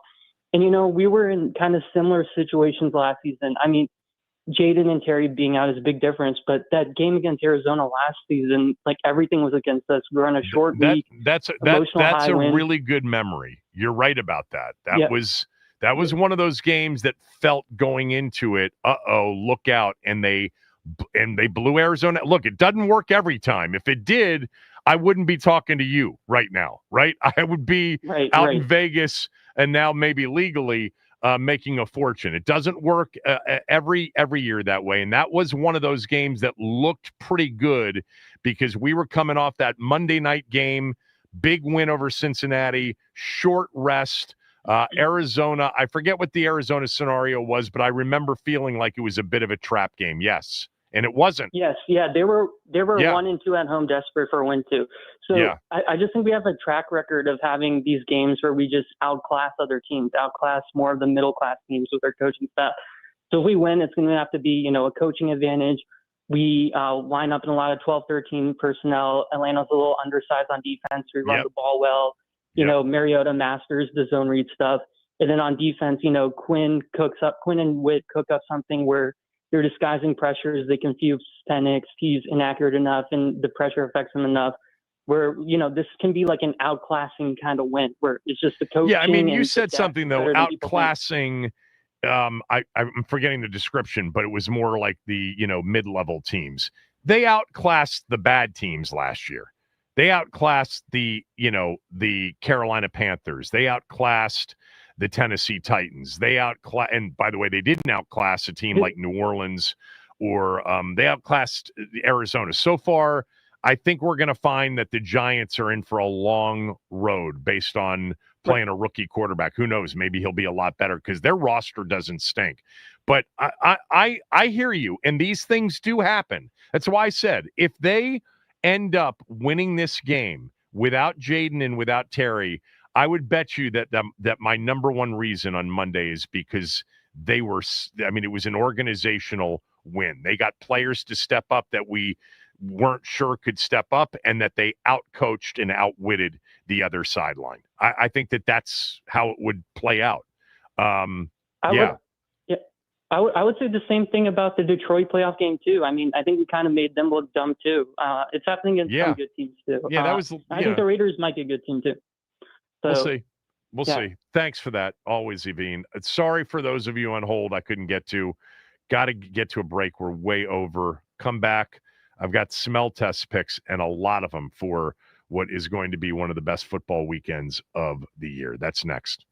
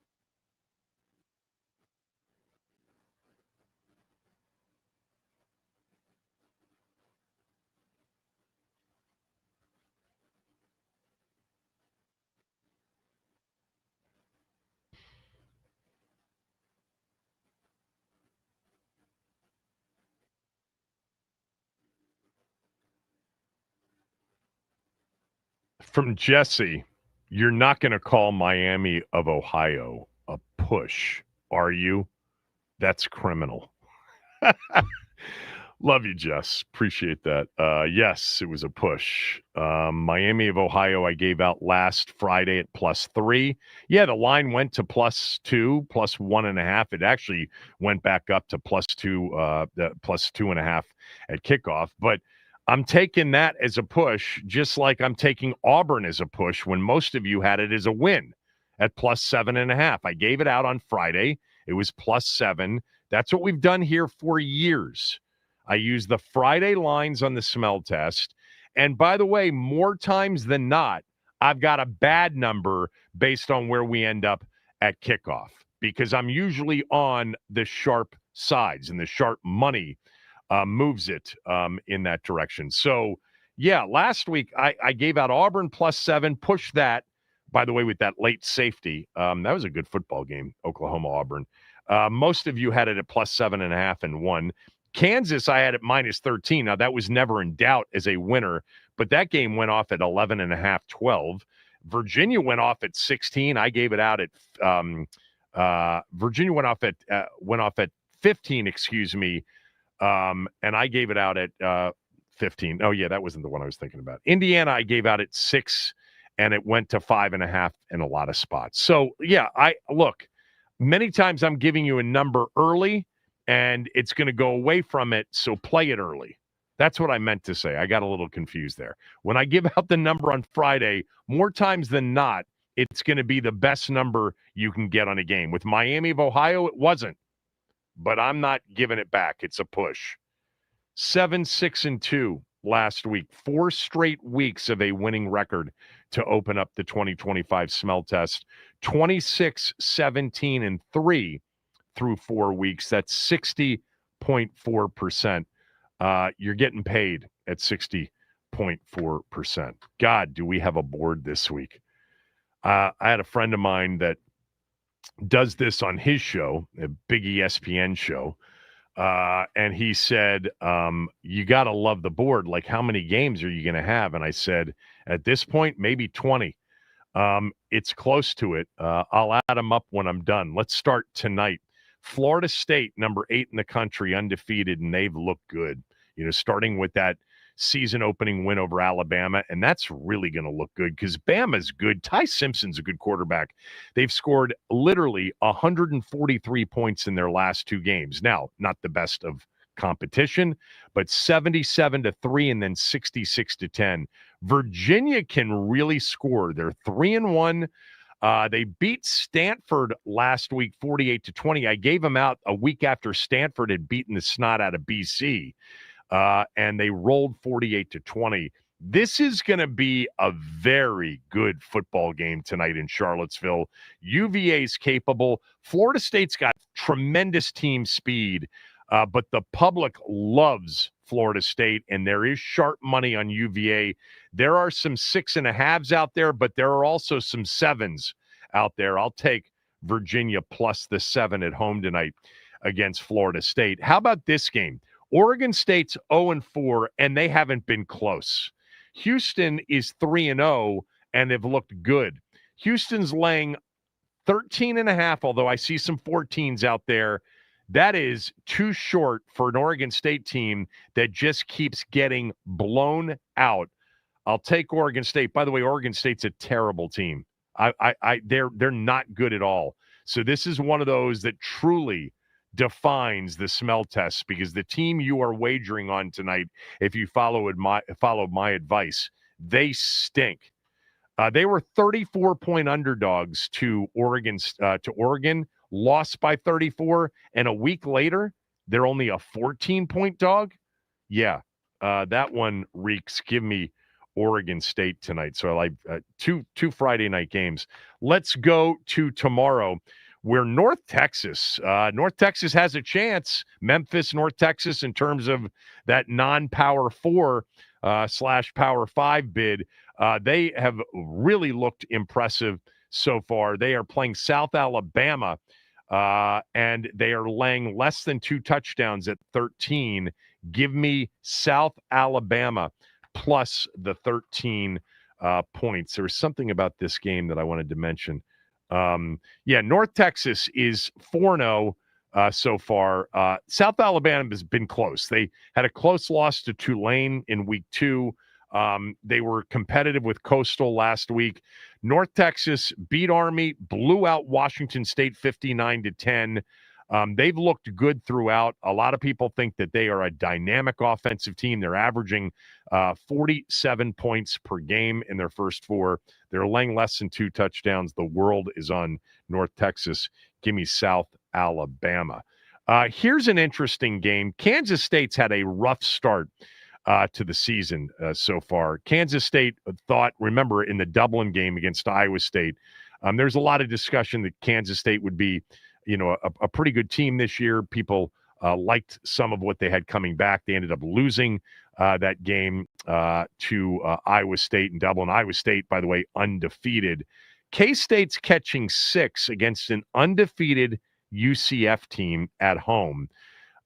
This would seem like the team that's favored in this game, Kansas State, shouldn't be favored over UCF, or if they are favored, should be favored by less than this number. Give me K-State. Let me just get the updated number because this number's been moving around. All right, it's K-State -6. It was 5.5. I'm giving K-State out -6. Cincinnati's playing at Kansas. I gave out Kansas last week against West Virginia. I've been on the right side of the West Virginia games this year. I had Ohio a few weeks ago against West Virginia. They won outright. Then I had West Virginia against Pitt getting points. The Mountaineers won outright. And then I had Kansas laying a big number, and they blew out West Virginia.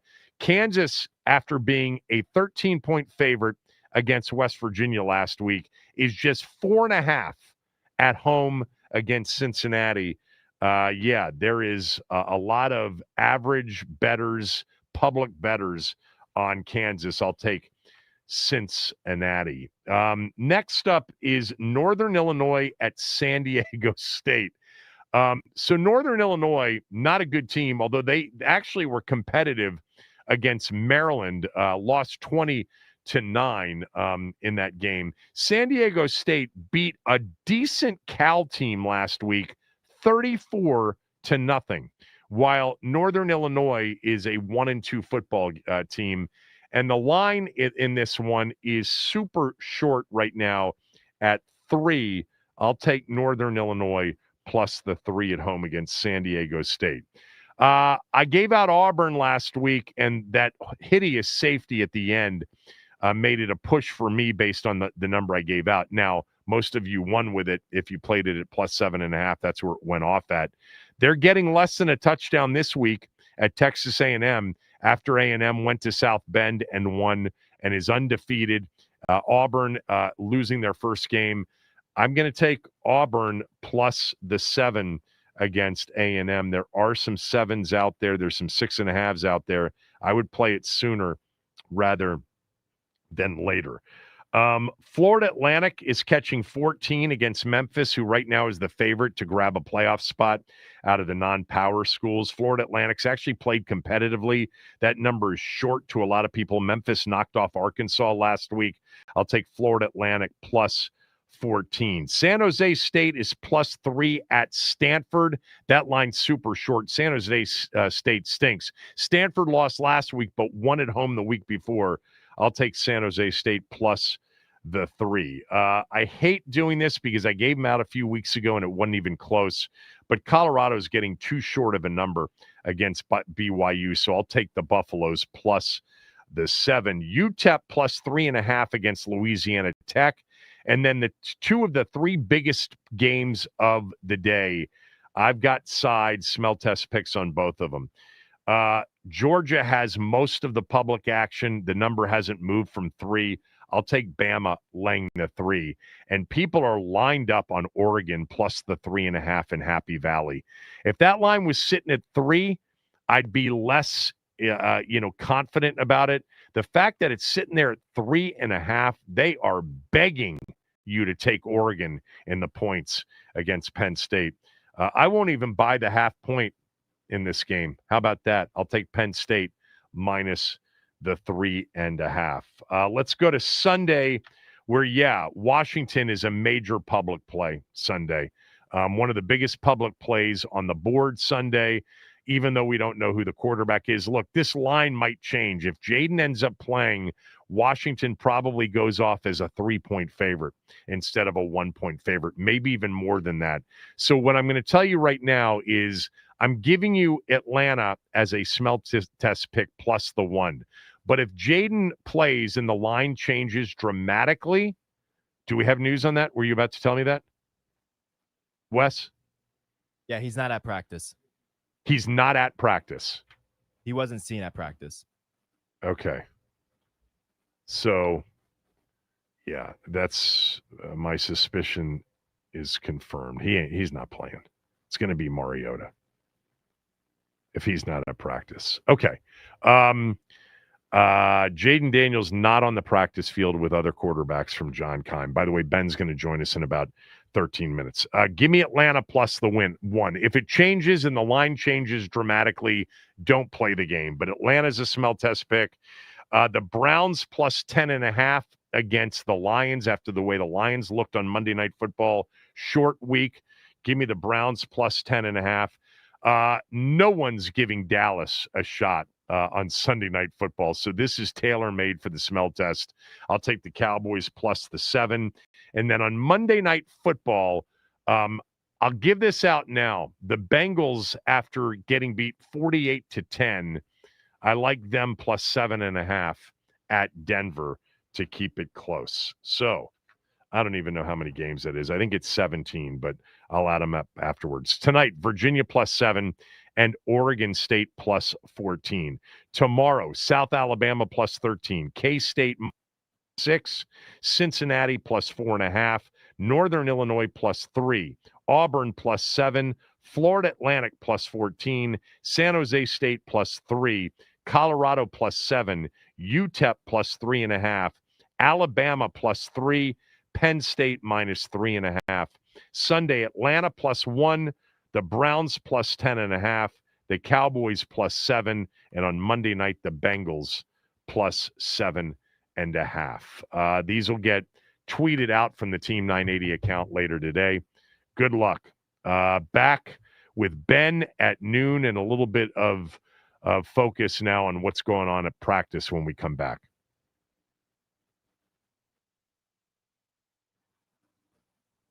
Happy Friday, folks. This is Wesley Clark. I hope you don't have a wedding on Saturday because the college football slate is loaded. Here are my top 3 games and prediction. First up, LSU at Ole Miss. The Rebels are 3.5-point favorites at home, but I've got them taking down the 4th-ranked Tigers. Then at 7:30 on ABC, Alabama versus Georgia. You all remember last year when Ryan Williams broke out? Give me Bama to take it 3 in a row against the Dogs. And for the game of the week, number 6, heading into the whiteout, that's the Oregon Ducks in Happy Valley. Doesn't matter. The Ducks are staying undefeated. This is brought to you by IHOP. This update is sponsored by the Team 980 YouTube page. Just open up the app, type in the Team 980, and hit subscribe. Kevin Sheehan is live every day from 10 to 1. You can catch Denton's office throughout the football season. Don't forget to hit the like button whenever you decide to join us and turn on notifications to stay up to date on all things DC Sports. I'm Wesley Clark with the Team 980.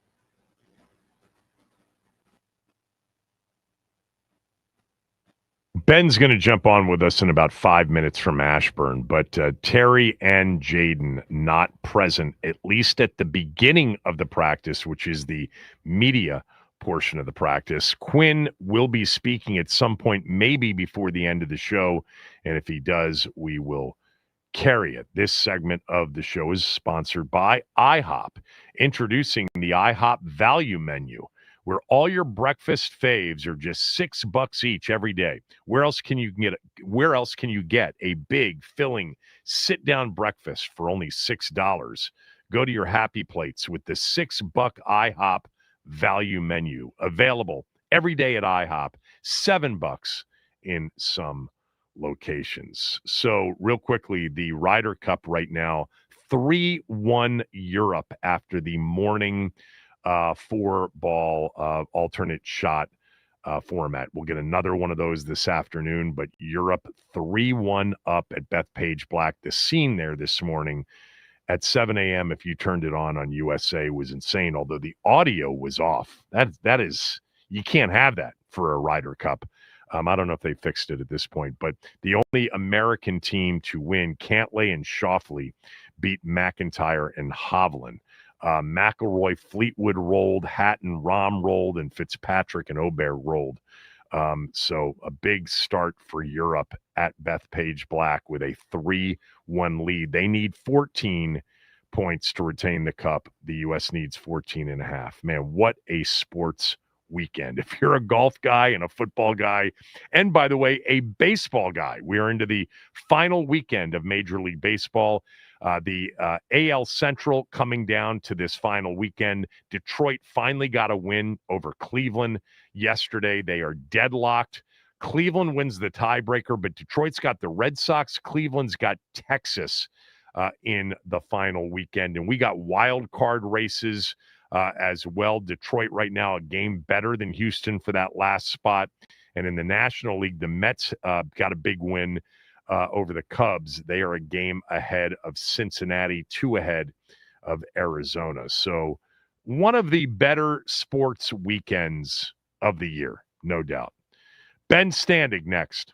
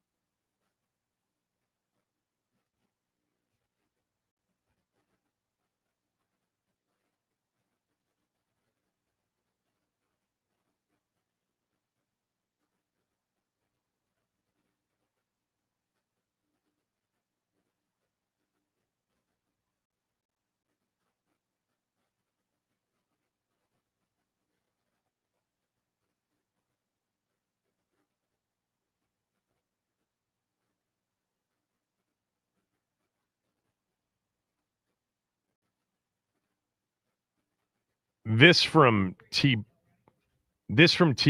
on Twitter. He writes, RG4 and Kevin Sheehan's 89th rated receiver in the NFL will not play this week. Good one, TBR. That made me laugh out loud. 89th rated receiver. Not exactly. A bit of an exaggeration for sure. This segment of the show is brought to you by Paramount. You can't count on much, but you can always count on Sundays with the NFL on CBS and Paramount Plus. Watch your local NFL game all season long, kicking off with the juicy Week 4 matchup between Washington and Atlanta. Visit ParamountPlus.com/NFL to get started today. Ben Standig is with us, as he is every Friday in this spot. Substack, Last Man Standig. Last Man Standig is the name of his podcast as well. You can follow him on X, on Twitter, at Ben Standig. So give us the update. Saw that you tweeted out the players that were missing from the open portion of the practice. What do you think that will foretell? Yeah, well, we haven't seen Terry McLaurin all week, so I think it's pretty confident to say he's out. We haven't seen Noah Brown or John Bates, and they, of course, missed last week, so I would assume they're out. And then as far as the main attraction, Jaden Daniels, he wasn't out there today, which when we were there, which doesn't mean he won't come later. That's what happened last Friday. He came out and was a limited participant. He's been limited so far this week. Unless Dan Quinn walks into the media room in the next, when he comes in 20 minutes or so and just says, boy, you know what? I haven't seen Jaden look this good in a while. I'd be stunned if he's going to play at this point. I shouldn't say stunned, but I would be surprised. Jaden's clearly wants to push it. He at least has been out there the last few days, unlike some of these other guys, and we've seen him moving around. But, it just doesn't seem like he's all the way ready to go. And they've clearly are not, they shouldn't, and I don't think they would throw him out there if he's not ready to go. On top of the fact that, they are looking like they're going to be very shorthanded. I'm not saying you wouldn't hold him back because of that, but it doesn't help the cause if, they're going to be missing a lot of pieces to boot. Yeah, I think that makes total sense, and that's kind of where I've been all week and all morning for sure. I think just the fact that, the idea that he'd be limited Wednesday, Thursday, and be a full go on Friday seemed like a stretch. And if he's not a full go today, he's not playing.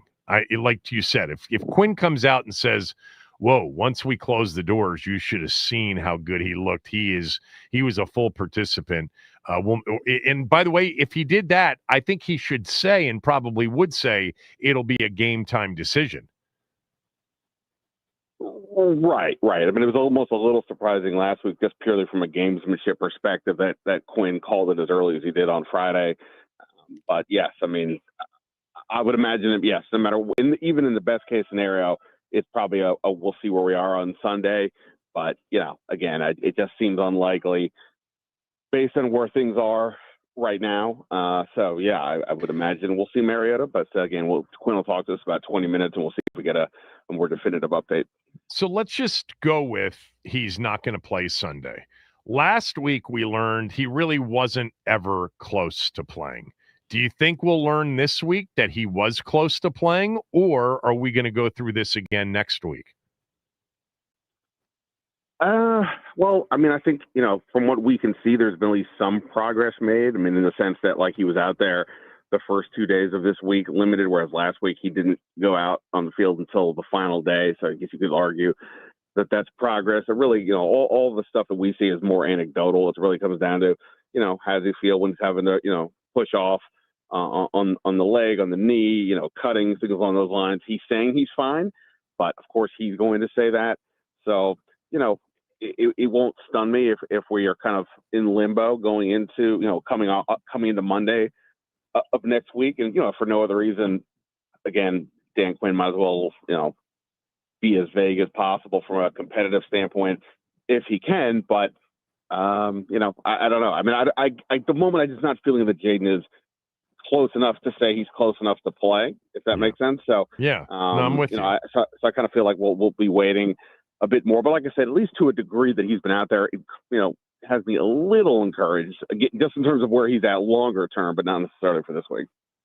What about Bill? What about Krosky Merritt, who's missed 2 days of practice this week?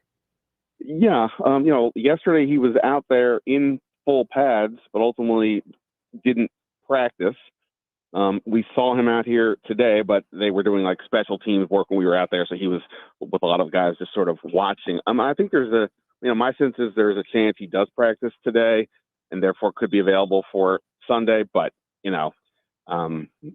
again, he's already been banged up a couple times now in his very short career, including back in the preseason. So, if they decide to hold him out, that's not going to be surprising. And even if he did play, you would have to think maybe he's a little more limited. But we'll see. Missing 2 days in a row of practice with a knee doesn't seem like a great way to head into a week. And even if they say he practices in full today, whatever that means, a Friday practice is, I won't say it's a walkthrough, but it's more akin to that than it is what you're perceiving as like a full-blown practice. They're not going to be out there for terribly long today, et cetera. So, this is not really in my view, a layman's view, not a true full test, but, obviously if it's a pain issue or just the training staff feeling comfortable, I could see him potentially getting the go-ahead. And, I was told earlier in the week, this is not considered to be a big deal. That's not the same as saying he would play, but in terms of you hear knee and you go, oh boy, how concerning is this? I think it's just some soreness. So we'll have to see how comfortable they would be. And, like all the other spots, if somehow he doesn't play, you were really getting into like crazy thin territory as to who would be stepping in. And same thing at receiver, obviously. Yeah. One of the things I was thinking about is that even if all the backs were healthy, Jeremy McNichols might be in there a lot more this week. Atlanta's like top 5, top 6, something like that in blitz rate. And they clearly feel more comfortable with him in pass pro. And then after the performance last week, who knows? All right. I'll ask you the question that I asked callers for about 2 or 3 segments. 3 weeks ago, if I'd said they're going to play a game without their 2 best players, Jaden Daniels and Terry McLaurin, the confidence level in them winning that game against a medium level talent wise would have been pretty low. Where is it now? Yeah, I mean, it's still pretty low. Look, the defense has obviously played well in 2 of the last 3 games, and, they are going to be now, they already lost Dietrich Wise. Now Will Harris is on IR. Looks like beyond that, they should be in pretty good health. And if the defense is legit, I mean, by the numbers, they've been very good so far this year as a pass rushers, even stopping the run. They're up to 12th after a dismal year last year. But, of course, they've played a couple of really poor opponents in the Raiders and the Giants, so that's why it's hard to tell. But the Atlanta didn't score last week against Carolina and got whooped.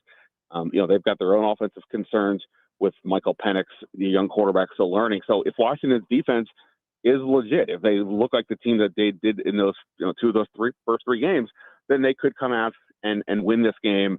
Of all of the offense, as a viable partner, not turning the ball over, things like that. But if it's left to the offense to have to figure this out, I mean, look, the offense did way better last week than I would have assumed, considering the pieces they were missing. But now you're tacking on Terry McLaurin on top of no Jaden, perhaps no John Bates, no Noah Brown. We're talking about how much could a Ja'Cory Brooks coming off the practice squad play, right? And it's not a crazy question. Like, that's where we're at with this group. So it's hard to see how the offense is going to lead the way. But if the defense shows up, then yeah, I think they could still go in there and win. But it's just without Jaden Terry, the margin of error is just incredibly thin. Yeah. They'd really have to keep ahead of the chains and not be in passing situations with the receivers they might put out on the field against a team that loves to get after the quarterback and play man coverage behind it. We're talking, of course, to Ben Standig. So I don't know, it was Tuesday or Wednesday this week. Max and I did a segment. We took calls on the top 3 players through the first 3 weeks. And my number 1 was Dorrance Armstrong.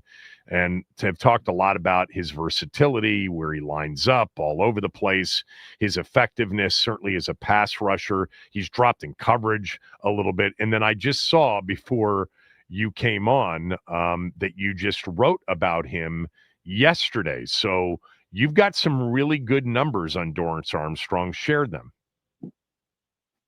Yeah, look, as an individual, he's off to a great start. According to Next Gen Stats, he leads defensive linemen in pass rush pressures with 18 and pressure rate at 25% of his rushes being effective in that regard.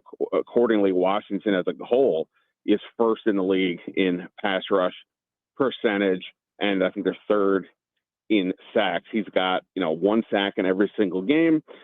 He's been relentless. I always think sacks, can sometimes be an overrated stat in that you can have 1 sack and be kind of invisible on the other plays, but it looks like you're doing something.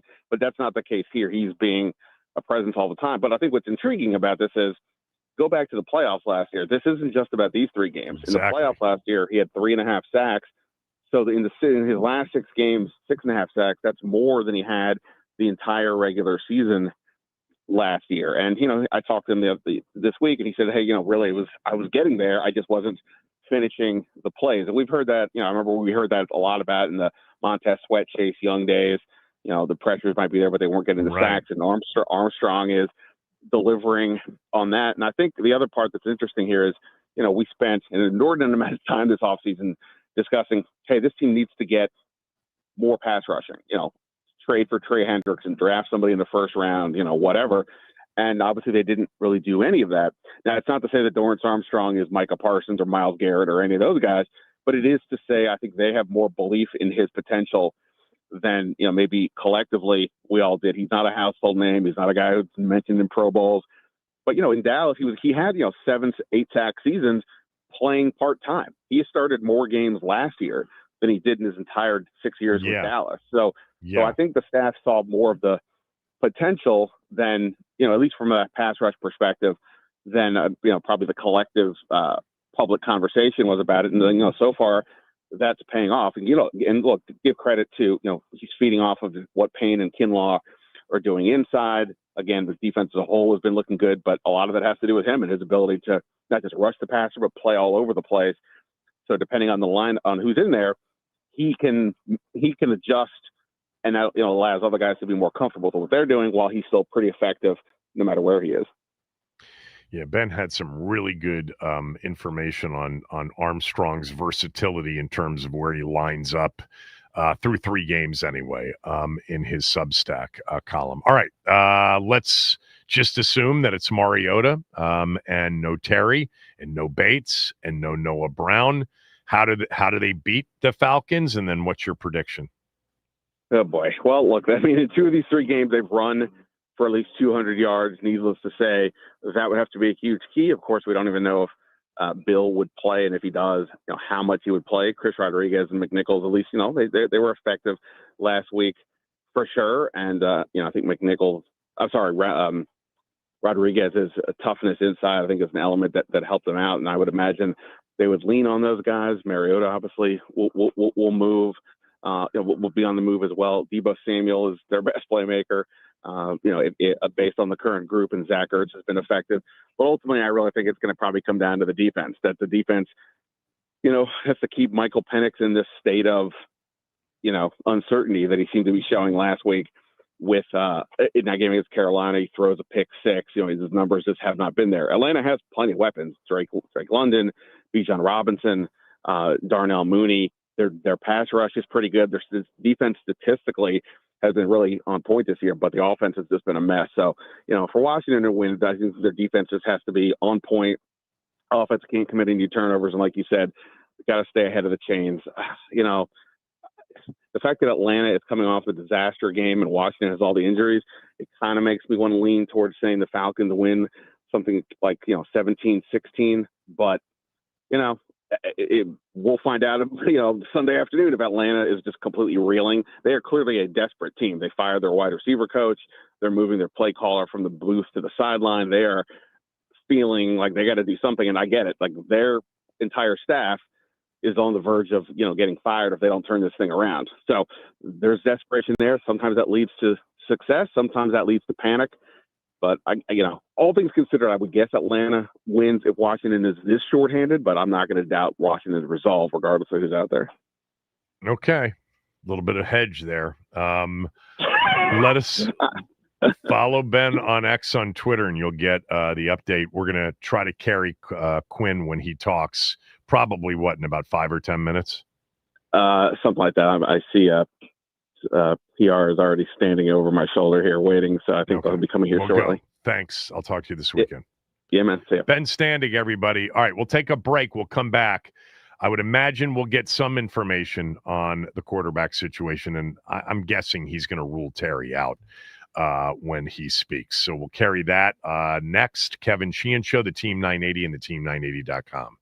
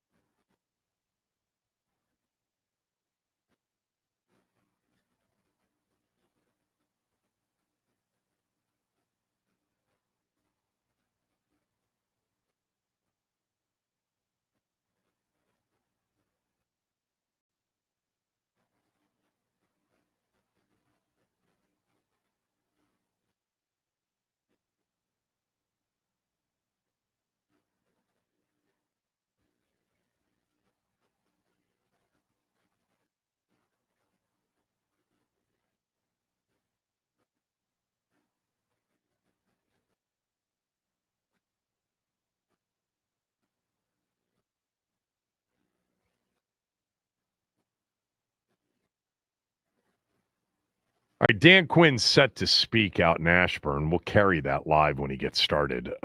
It is a great football weekend. Talked about, the football starts tonight with Virginia and Florida State. Huge game. There's a big game in the Big 12, Arizona State, TCU. TCU's a playoff contender if they win that game. Remember, they were in the national championship game just a couple of years ago.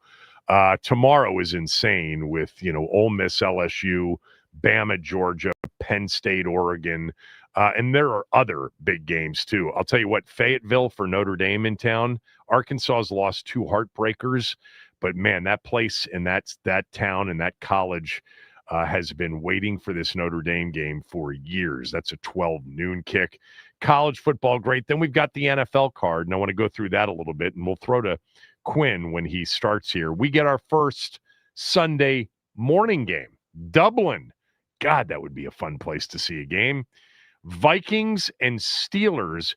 The Vikings basically have 2 of their road games this year in Europe. They don't have to, they play 1 less road games than some teams, 2 less road games than a lot of teams. Now, some would say, well, they got to be in Europe back-to-back weeks because they play the Browns there next week. I don't know. I think I'd rather give up the 2 road games for that. But we've got Vikings, Steelers. Remember, the Vikings were in the running for Aaron Rodgers in this offseason, and they ended up not doing it. He ended up picking the Steelers. This is an interesting game. Minnesota's defense is very good. Playmakers all over the place. Isaiah Rodgers with that big game last week with a fumble return for a touchdown and a pick 6 for a touchdown. Minnesota's a 2.5-point favorite. I don't like the game either way, but Pittsburgh may have a bit of the home field advantage. Dan Rooney was the ambassador to Ireland during the Obama years. A lot of big Steeler fans over there. But the Vikings, actually, I didn't know this. They've got the best ever international record. 4-0, the Vikings are in international games. We get to the 1 o'clock window, and the big game is Eagles at Bucks, a matchup of 2 3-0 teams. The Eagles are currently 3.5-point favorites. No Mike Evans. Godwin may be back for them. The Heat is supposed to be a factor, and because of that, the Eagles actually flew out a day early to try to get acclimated to the humidity and the weather. 90s temperatures, humidity high. This is a big game in the NFC. If you believe that Tampa is going to be a factor all season long, this could be one of these games we look back at and say it was significant for seeding, home field advantage, etc. The Eagles got blown out last year in Tampa in week 4, but they were a very injured team heading into that game. And by the way, after that game is when the Eagles went on an absolute tear. Browns off that unbelievable win against Green Bay with arguably right now the best defense. They certainly have a claim to be the best defense in the NFL. They're allowing the fewest yards per game in the NFL. With that said, the Lions are second in scoring and number 1 in expected points added per play. This is an explosive offense against a lights-out defense. Hell of a matchup with Detroit having the short week coming off that emotional, intense Monday night win over Baltimore. They are 10.5-point favorites right now to beat the Browns. Giants will start Jackson Dart 1 o'clock at home against the Chargers, coming west to east for an early start. Giants played that Sunday night game, and this is a, who knows game. I almost gave the Giants out in the smell test because everybody's on the Chargers. Did you know that Jim Harbaugh is something like 90% in games against a rookie quarterback as a pro coach? But I think a lot of people in New York think he can't get worse than what Russell Wilson was last week. That was an embarrassing performance, and I think he is done. I don't think anybody will give him a shot. Saints, after they got absolutely roasted against Seattle last Sunday at the Bills, who are 3-0. Bills played a pretty, close game with Miami throughout most of it. We'll see whether or not guys like Oliver and Milano are back. They've got multiple starters out on defense potentially again.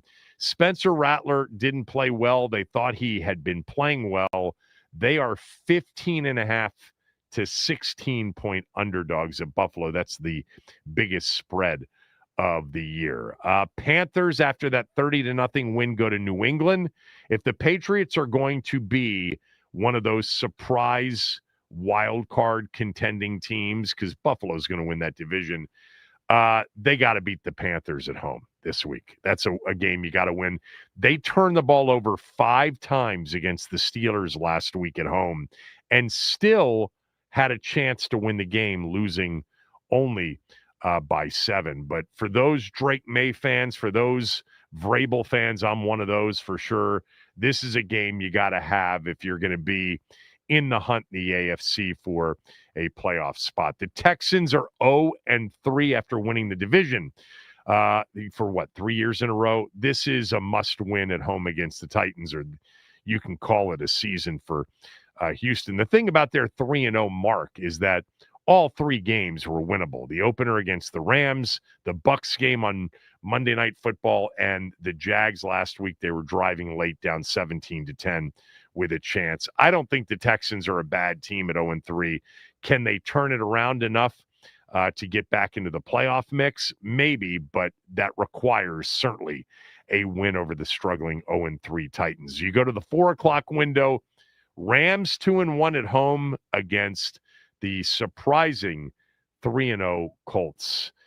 I don't know if the Colts are real. I know this. We talked about this last year. Their roster is pretty good, and it has been good.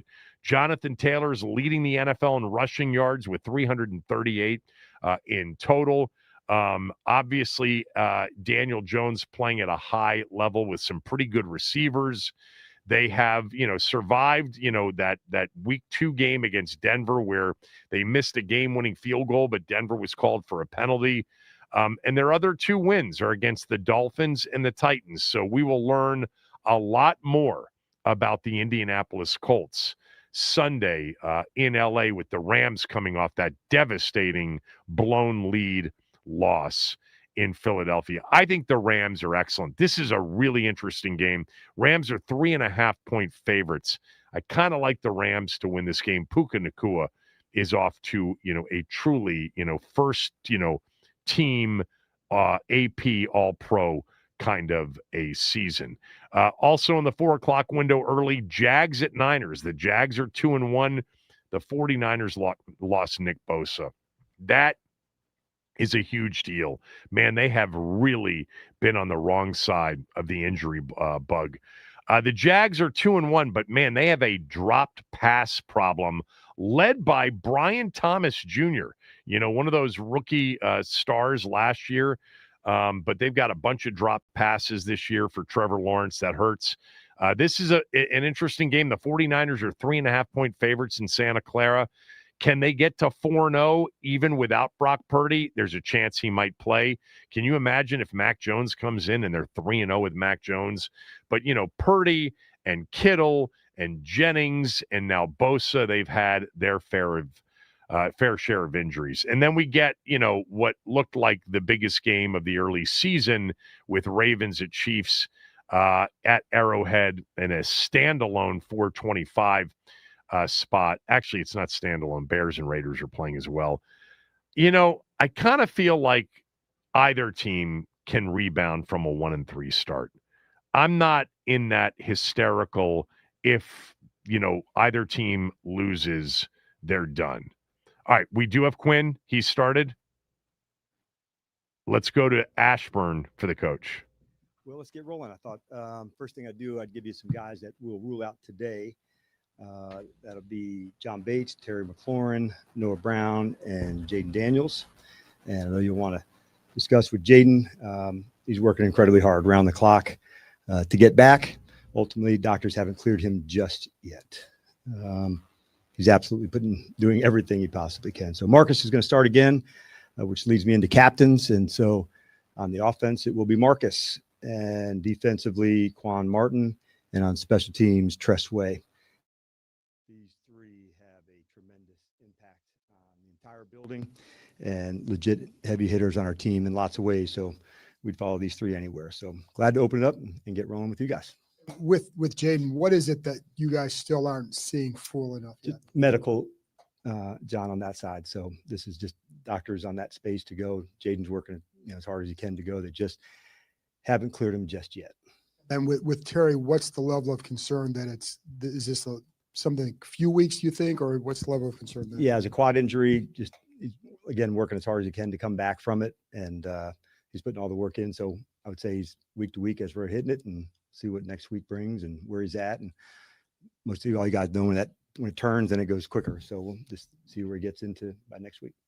What have you learned about Marcus over the year and a half you've been with him? Yeah, I think I've learned about leading from him, when to lean in, when to watch, when to give support. And he's very thoughtful. And so I think there's a part of leading that goes into that, of when to lean in and speak up, when to watch, let somebody else, assume that space. And I think that's one of the rare traits, that a person can have, of leaning in, but also knowing when to push someone else into that space. But I think the work ethic, the perseverance is what I've learned about him. He's dealt with injuries, setbacks, and just his attitude. He's so consistent, Nikki, in what he does. That's what I've learned about him. The approach, it doesn't waver. And that's something that I really respect about him. He's been pretty open about the anxiety, the fears he's faced, and dealing with the adversity he has in his career. How did you see him kind of process everything with his first start last week and now coming into this week? How has that been for him from your perspective? Yeah, I think you have to go through those spaces and then lean in to know, okay, and the discussions we had was, be you, man. That's more than enough. And you don't have to over try or put an extra spot on it. And so I was very proud of him for that.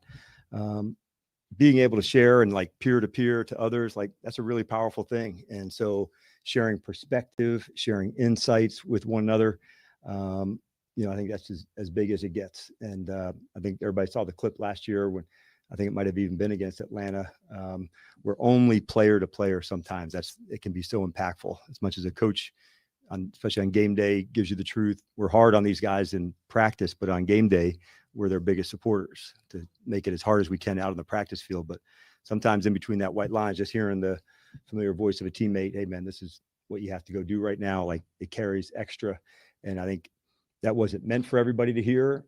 And it was typical of what he would say. Hey, Coach, how have you seen the pass rush flourish in these first 3 weeks? Yeah, we're working hard at that, Donna, to find different matchups. I think the players have done a better job using stunts, how to manipulate that. Vaughn being here, Jake Martin being here. I think DA inside and outside. All of that's been a part of it. We still feel like we've got, many levels to go with that, but we like that the communication, the continuity of those guys working at it together. I feel like the arrow is going up. Different quarterbacks, different styles. Where are they? Where do they scramble? Where's the protection? So I feel like we're getting smarter as we're going. And that's a big piece, to keep continuing to practice.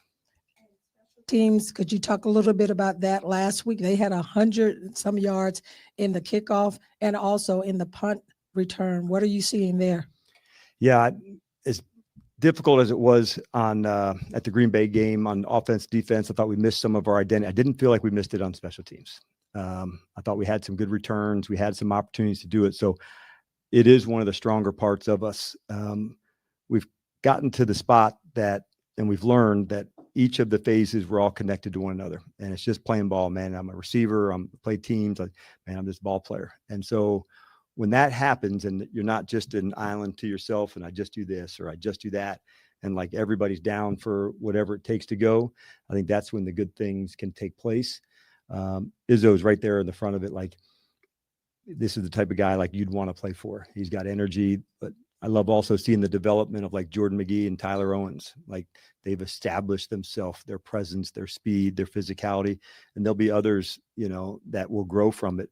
Ballor's in the middle of that, and they help bring the next ones along. And I think if we can continue into that space of continuing to develop people, the field position battles are going to be a big one. And our special teams will be right in the middle of that, including Tress too, in terms of can we punt and keep them backed up into those spots. We had one with lose Antonio Hamilton, caught a punt that was downed. So all of those things, they add up. And so some of the margins in the game you hear me talk about are turnover margin, tackling margin, but winning field position, that's a big piece of it. And the return game, both sides, that'll be a factor again this week. I really feel like fourth downs, offense, defense on special teams, the punt return, going to be right in the front and center of this game too. Hey, Coach. So far, rule out Jaden Daniels and Terry McLaurin for Sunday's game in Atlanta. Perhaps the honor of Rookie of the Week. So what can you say about this draft class and what you've seen so far in them? Well, I would say it's nice to share it around a little bit. Last year, we just, one guy just took it the whole time. He didn't share it around. So it shows that the versatility, the class, and they're ready. I think it shows their willingness to put it all out there to say, I'm ready to contribute, to be a part of this, whether that's through Bill, that's through Jalen, there'll be others, but it's a great way to express themselves and demonstrate it that they can be counted on. They can be leaned in on, although they're young in their careers, they're ready. And when somebody gets to demonstrate that and get, recognized for it, obviously we're all pumped for them. And yesterday I asked Cliff about Coach Anthony Lynn and what he's done to prepare the running back room. So what, from your perspective, what can you share as well? Yeah, Anthony's an incredible story for those that don't know enough about him. Resilient, he's tough, he's demanding, but he's also somebody that played it, has lived it. He's got leadership experience from play caller to head coach. So at the position, step by step by step, like he just doesn't miss any of those. How do we drill it? How do we get to the next spot? Oftentimes with running backs, it's pass protection. Where are they? So Anthony, very detailed into that space. So we're really fortunate that he's here, not just as the running back coach, but just, on our staff, what he stands for. Dan, you didn't mention Bill as part of the injury report. I'm sure we'll see that later. But if he were to be out, he missed obviously the last 2 practices. What does that do for a room that's already shorthanded? What about you guys you have on practice squad? How do they might factor in? Yep. He did a good job today. Yep. Good practice. Yeah. Okay. So that sounds positive then. Yep. Okay. Then at least to have that, you're already missing so many guys. I know this is a next man up situation, but how do you kind of, do you look at this and like, oh man, like where do we turn? Or just, hey, this is what we practice for. This is why we have depth, et cetera. Like in general? Yeah. Yeah, for sure. I think I don't talk to the team about it a lot. And the reason being is I wanted, when the moments come, I wanted to prepare for that, Ben, as a certainty, not a possibility, whether it's, who knows what position, it could have been running back or tight end or receiver, whatever that looks like.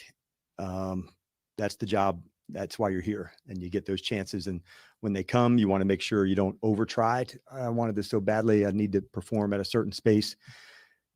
Play calling wise, I think Cliff and Joe, they recognize how to feature the players of the things they can do. It's not just rinse and repeat, same plays, same ways.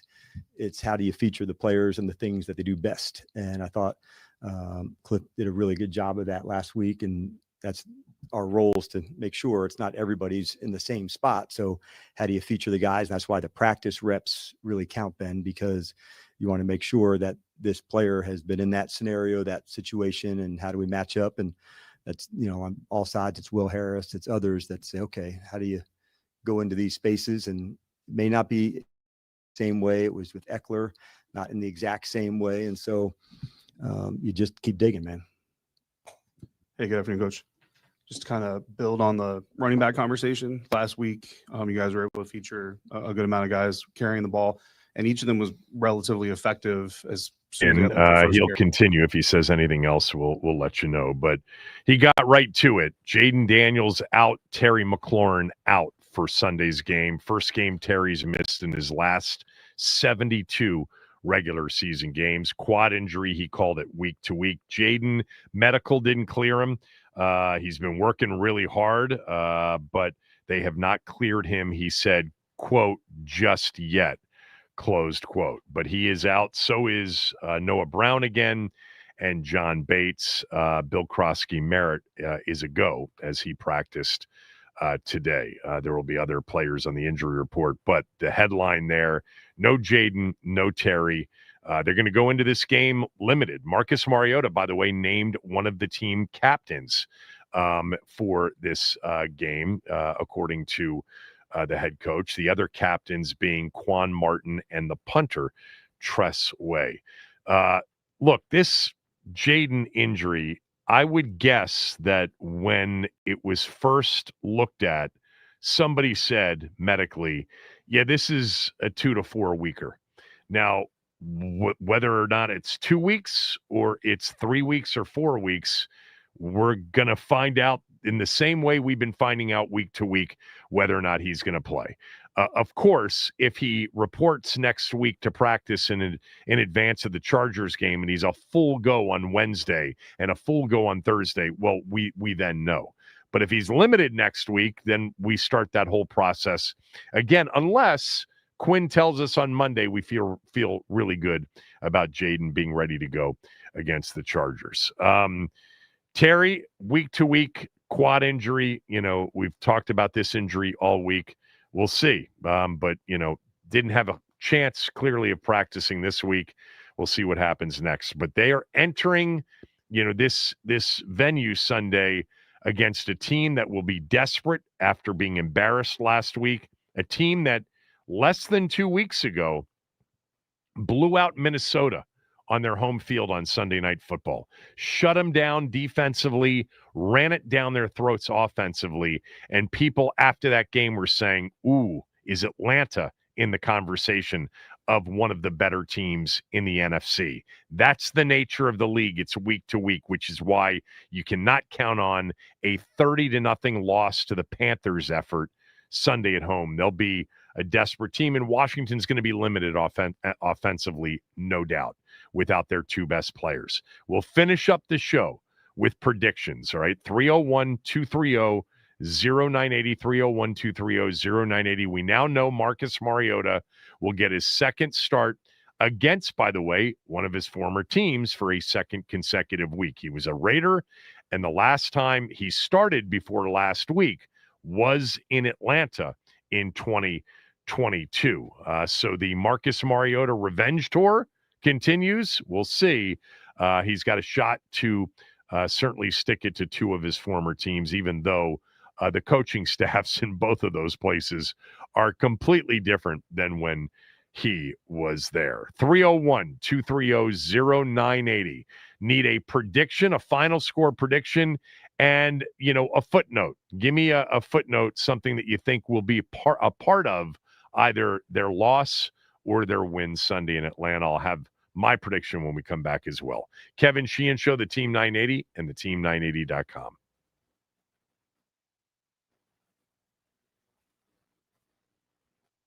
Happy Friday, folks. This is Wesley Clark. Europe currently leads the United States 3-1 in the Ryder Cup. Bryson DeChambeau and Justin Thomas lost 5-3, while Scotty Scheffler's group went down 5-3. Jaden Daniels and Terry McLaurin were not seen at practice today. Head coach Dan Quinn told the media in his Friday press conference that both will be out for this week's matchup against the Atlanta Falcons. If you like drama, then tune in to last week's weekend of Major League Baseball season. Boston, Houston, Cleveland, and Detroit are all fighting for playoff spots. The Guardians made history by erasing a 15.5 game deficit in the American League Central, the largest comeback in MLB history.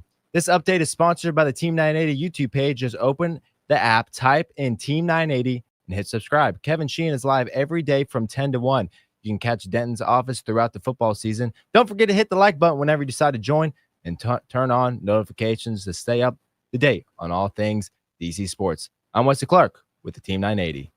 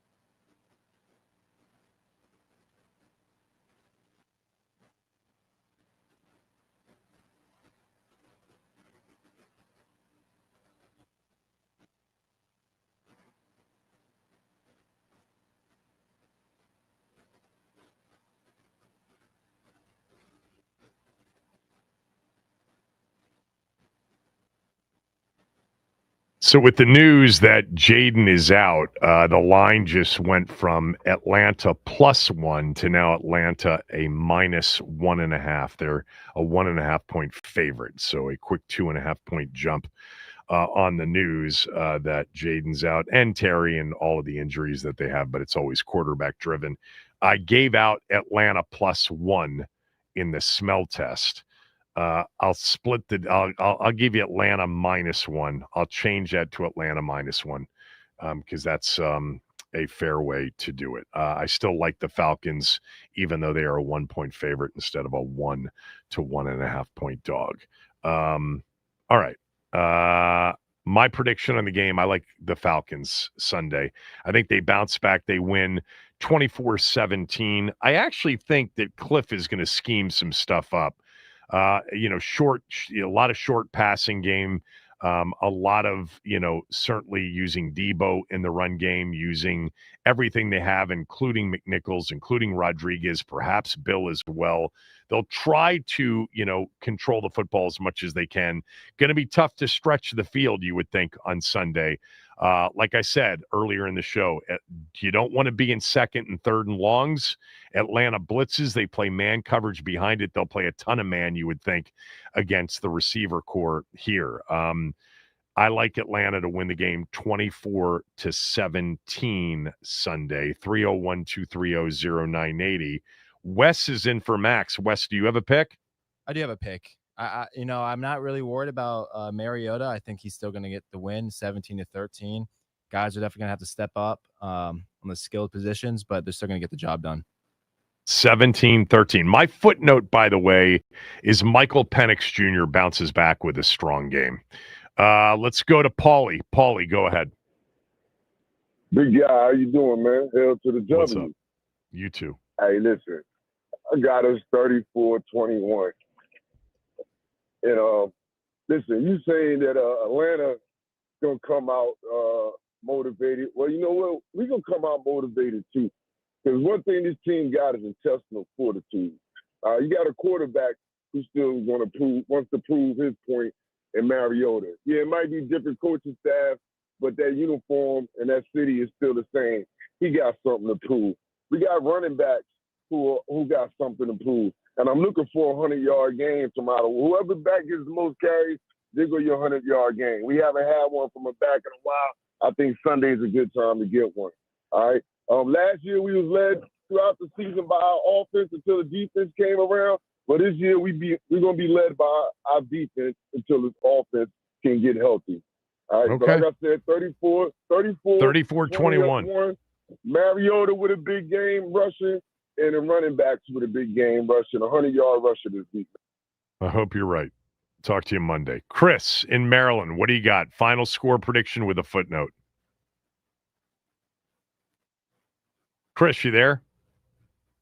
Let's go to Rick in North Carolina. Rick, go ahead. I got you now, Chris. Go ahead. Okay, go to Rick in North Carolina. Hey, Kevin. I have Washington. I have us winning the game 26-23. Matt Gay kicks a winning 52-yard field goal at the end. And nice. I think they'll be able to stretch the field with Jalen Lane on the outside. With who on the outside? With Jalen Lane on the outside. Okay, in with Jalen Lane. Terry's spot. Because he's got the speed, so she should be able to still stretch confident. the field for them. Y'all are still confident. That's good. Let's go to Chris. Chris, go ahead. My bad, Kevin. I'm the only worries. Falcons fan in the area. I got to tell you something about the Falcons that a lot of people don't know. But my prediction score is the Falcons 27, the Commanders 13. But I'm going to tell you a couple things a lot of people don't know. The big blow for the Falcons this weekend is a lot of people not talking about is A.J. Terrell's not going to play this weekend because the Falcons got a bye week. And that is a big blow for Atlanta. That's the reason why Atlanta – so they have two corners they don't trust. They only have one corner that they really trust is A.J. Terrell, and that's why they blitz a lot. The Carolina game, even though the score says 30-0, Carolina had a lot of short fields. But Atlanta only gave up 5 plays over 20 yards this whole year. Yeah, no. They don't and they have a decent defensive line. And I just want to tell you Falcons are the worst offensive team in the red zone. Well, almost the worst. They 30th.